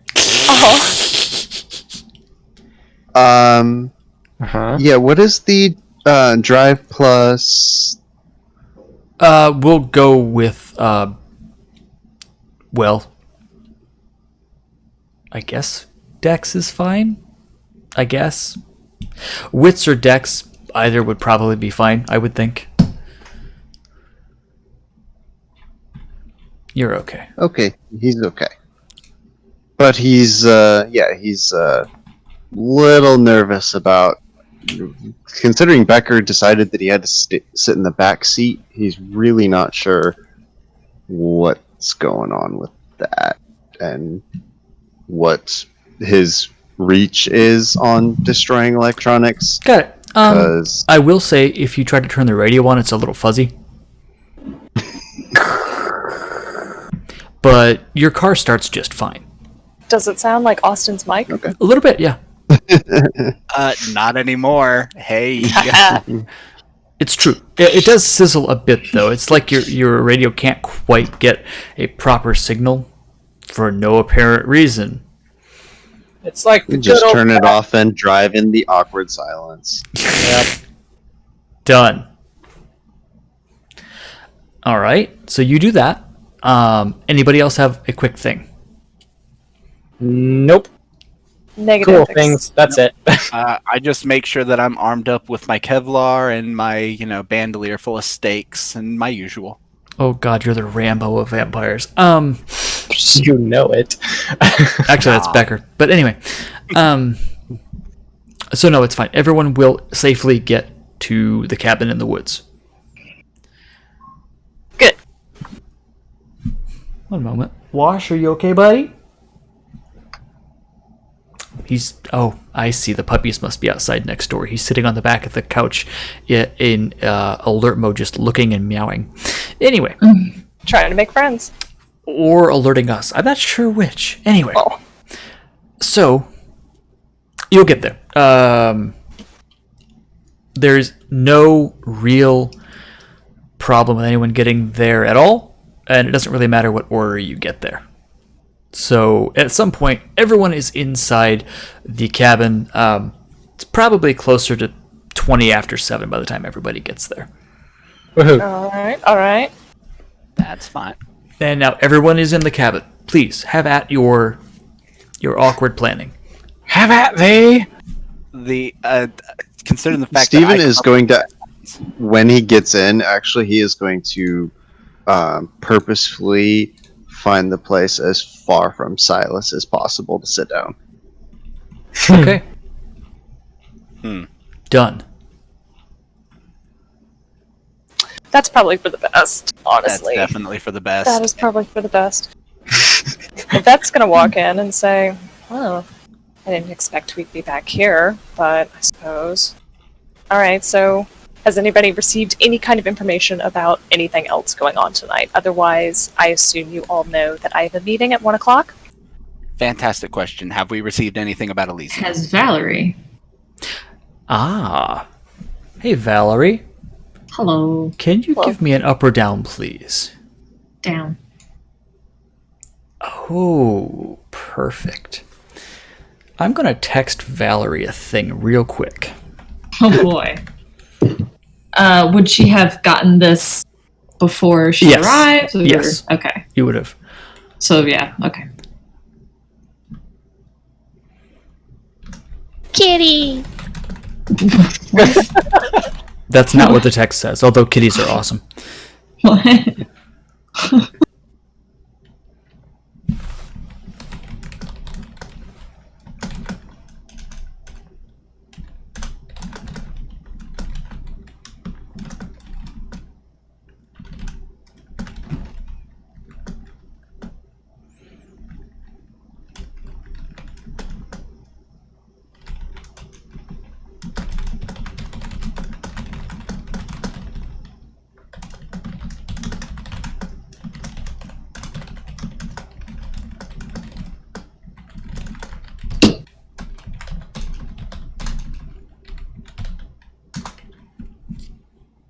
There we go.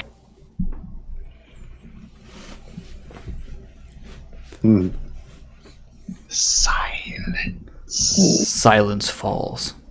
Hey.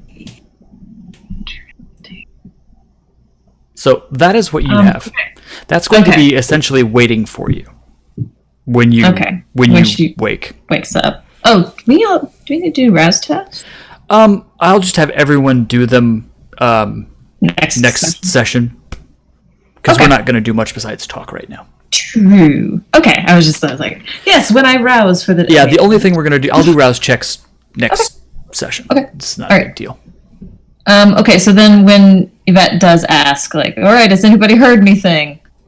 Then Valerie will clear her throat and say, well, I think everyone else will be getting a message soon, but I've been informed that the meeting, the big meeting, not your meeting, is at 3 a.m. Ah. Excellent. So we thank God. could deal with Capone and then show up at Elysium. That is perfect. Well, that's wonderful. I was hoping to cap him right before he walked in, but...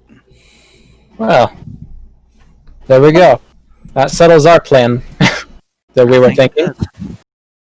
Never mind, then. No. There's always a chance that something could go wrong. Let's keep that in the back burn. Nothing's going to go wrong. This is going to work out.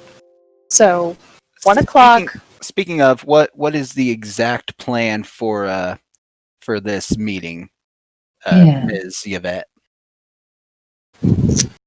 I believe the most reasonable course of action that we've thus far discussed will be for myself to enter the building through the front door, accompanied by Samuel.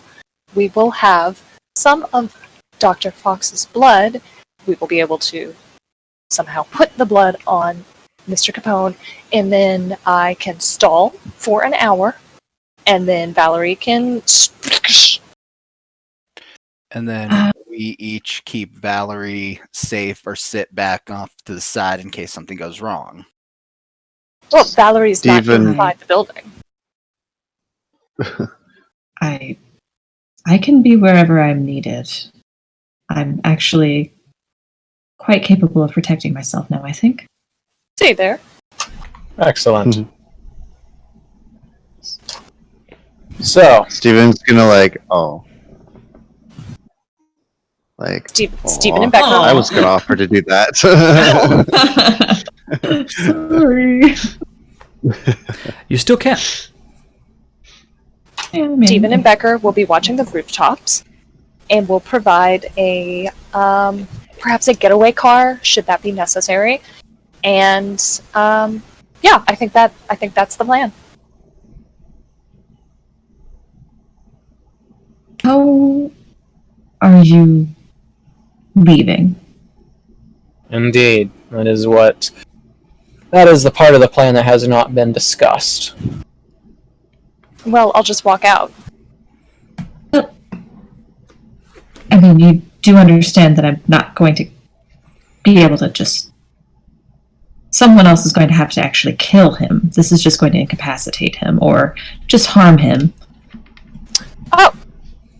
Well, I can take care of that too. I'll be in the office with him. Nobody else will be there, except for, I assume, Samuel, perhaps. Unless Samuel goes to try and take out the generators. Yeah, I can just do that. I could go stay stake. What, like it's hard? I did it to Eddie. That is a fair We point. do know what happened to Eddie. Everyone smile. knows what happened to Eddie. But no, if need be, I can stay in the room with Yvette and assist her if she needs it. I think that's an excellent idea. Yes. Unseen. Any other opinions? There's no need for any additional support. And she gives Silas a very pointed look. That is another question. Have they contacted you in any way? That's a great question. Have they contacted me in any way? Give me an up or down. Oh god, I don't want any of this. Up. Hold on. Evelyn, you're getting caught in the curtain, you dummy. Stop. She's trying to paw the curtain out of the way, and it's gauzy. And she's just like, oh, I'm getting claws stuck in it. I'm sorry. No. What was your answer, Silas? Up. Okay, good. So you have gotten a text. Most of the werewolves don't think it's worth the effort. They think that it's too dangerous. We're going to say you have one werewolf. One Oh. boy. Boy. Oh boy. Did I get a name for the wolf boy? Blarg. Generator. Okay. Blarg. Yep. His name is Blarg. His name is not Blarg, but you can use that as a placeholder. Nope, it's going in the notes. His name is not Blarg. Werewolf name. It's not Blarg. Blarg. He Silas looks at his phone and he's like, honestly, Okay. the exact number that I was hoping for did text me. All right. Liro is his name. Liro.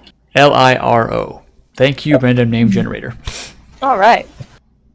Blarg Liro. No, not Blarg. I will I will drive to your house and smack you. It's worth the drive time. This sounds like a Futurama name. It might be. I don't know. It literally took into account like all. Going to V5 chat. Gonna put a thing in there. Okay. It pulled from all of those categories, so I don't know where it came from. Wow. Okay. That works. Oh God. So I I'm don't. gonna relay that I got a wolf boy, which one werewolf is yeah. Are you saying this in the cabin? I am gonna say that looky there, I got a text back and I got one who said they would. Okay. At this point, Samuel's going to be like, should we explain what that means to everyone else in the room? No, I don't think that's necessary because we won't be calling on them for their assistance. You can just tell them back, text them back that they're not needed. Thank you. One is much easier to handle. I want to handle any number. Does that still mean they're going to be welcome in our domain? Steven is really, really perked up and like, what? Who? What? One werewolf biting on it, I do believe that I think I can make a proper deal that will Do get the you domain out you of say it. werewolf? I do, and I would recommend to watch your brouhaha. Yeah. Samuel's gonna stand up Steven- at the name of werewolf, and he's gonna be Steven's like, gonna. Steven, don't try it. Just hear us out for a moment. Steven's gonna be like, you realize that werewolves have been killing kindred, or trying to. I'm gonna say you realize that they were killing a disgusting piece of shit Diablerizing Malkavian, which honestly I'm kind of alright with. And I say, and for the record, And- how many of you guys have actually even messed with werewolves before you even try and say shit about me? Who's actually fought one? And I raised my hand. I'm like, go on. Who's fought one? Evie, be Valerie doesn't raise her hand, but she says, "Well, I bit the throat of a dead one. Does that count?" I point at her and I'm everybody. I like fuck. I was gonna say everybody except for Silas is gonna be like, wait, what? Yeah.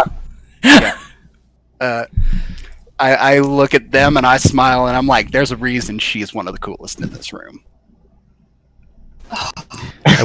Valerie has never been called cool in her life. Oh. even with your sweater. We have. We if have. the sheriff finds out that you are even considering talking to werewolves, And I'm like, and I'm gonna say, well, good thing nobody here is gonna tell the sheriff what we're doing because that would fuck up our plan if the sheriff says something to anybody. The sheriff is currently he's the extremely goddamn busy. sheriff.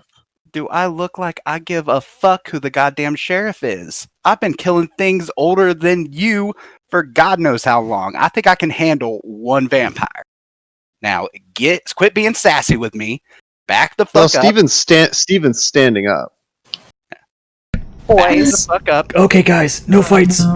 boys. I'm not fighting. Oh, Thank no, you very no. much. Anyway, Silas, And I'm even gonna say that in character. Like, I'm not fighting. I'm telling him to back the fuck up. Steven, or Silas, you are not the one. You do not speak for this group, and you do not have the right to break Elysium on behalf of all of us, or break the Masquerade on behalf whatever. of all Yeah, of us. I know what you meant. Yeah. I'm gonna be like, you do realize werewolves know exactly what we are, right? Like, that's And you do realize that it is still against the law. Do you know how many times I've broken this fucking law for that goddamn prince? I don't really give a damn. The law demands that you have the permission of someone like the prince. The laws are hypocritical and can be damned with the rest of them. Excuse me, boys. I understand that we all have some opinions about this. If that's going to stand up and she's going to try and put herself in between these two very tall, very large gentlemen, Cool. which is You're not like half nearly their as size. effective. Yeah. Okay, gentlemen, I understand that. Oh, we all have very strong opinions about this, but we actually have a mission to take care of and a very tight timeline to make sure that we take care of it. So could you please, sir, can I ask you to return to your seats right now, please? Steven's gonna be like, if there's wolves involved, I'm out. We're not going to involve any kind So- of wolves. You would. Okay. Oh, what the heck? Come on. Sorry, stupid computer has decided it's gonna freak out on me. Okay, sorry. Silas, we're not going to be contacting any of the wolves. Do you understand? And she smiles. I purposely avoid eye contact because Ventru's Ventru. Yeah, but true. Okay. And I'm going to be like, for your information, if everything works out the way that it's supposed to, I honestly don't even need to be involved with the mission. All right. Steven's just gonna be like, good, and sit down. I'm literally just gonna snarl at him, and then I'm gonna go back and I'm gonna be like, "Now, recap the plan one more time. We need to make sure we're all on the same page for this." As I understand it, the plan currently stands as at 1 o'clock, I have a meeting with Mr. Capone. I will enter his home through the front door, accompanied by Samuel, who is unseen. We will be taking with us a vial of Dr. Fox's blood, which Samuel will at some point be able to put just one drop of it on Mr. Capone. I will do my very best to successfully stall for time to give Valerie a chance to do whatever it is that they do. Wait an hour. We'll wait. It's like eating and swimming. That just kind of freezes and looks.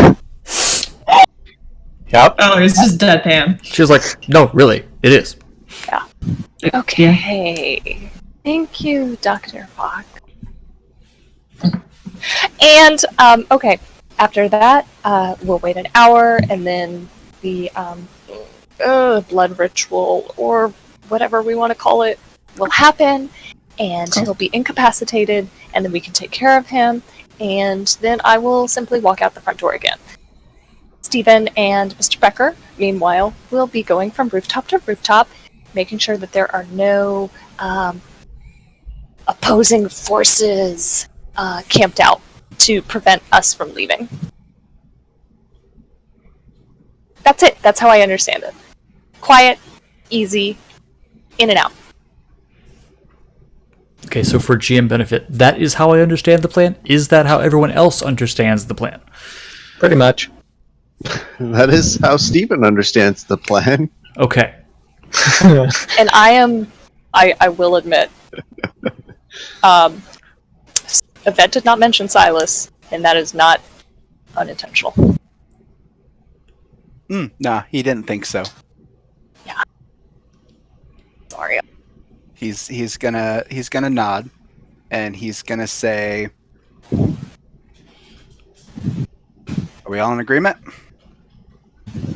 I believe so, yes.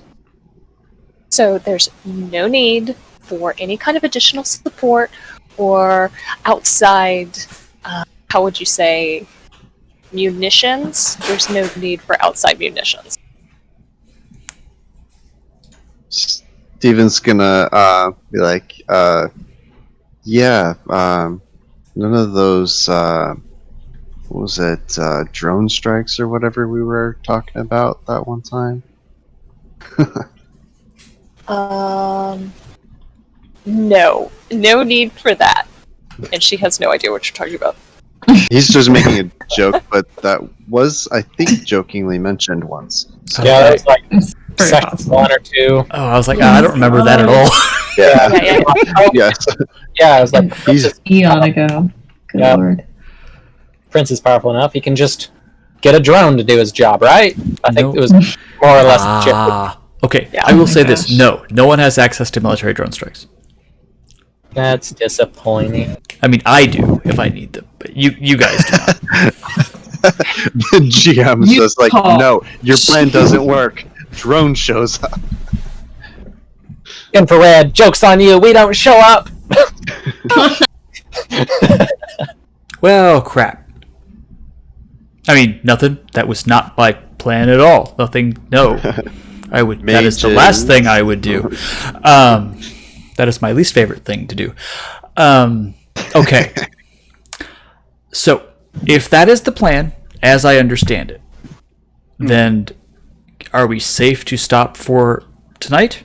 Because we have got figured out more or less what the plan is, and you kind of have a better idea what is happening yet tonight. Pretty close. I vote that we do that just because I want to make sure Jamie's also on board. That's and what I was just thinking. to make sure that Yeah. Becker doesn't have Because Becker will have stuff to say, I do not doubt. Opinions. Oh, yeah. because Becker Well, always opinions. has opinions. well, it's like a military operation, Yeah. and that's Yeah. our like military strategist. Yeah. Becker, We're just like, Yep. derp, derp, derp. Becker Also, may suggest drone strikes. Like, We can get one of those. No. So this. Don't let him do it. Oh my god, that would be awful and amazing. Boom. Oh, I'm so sorry. Literally everyone is dead. Chicago is gone. So one sec here, guys. Thank you everybody for hanging out with us tonight and putting up with our shenanigans and technical problems. And we will catch you next week, same bat time and channel. Have a good night.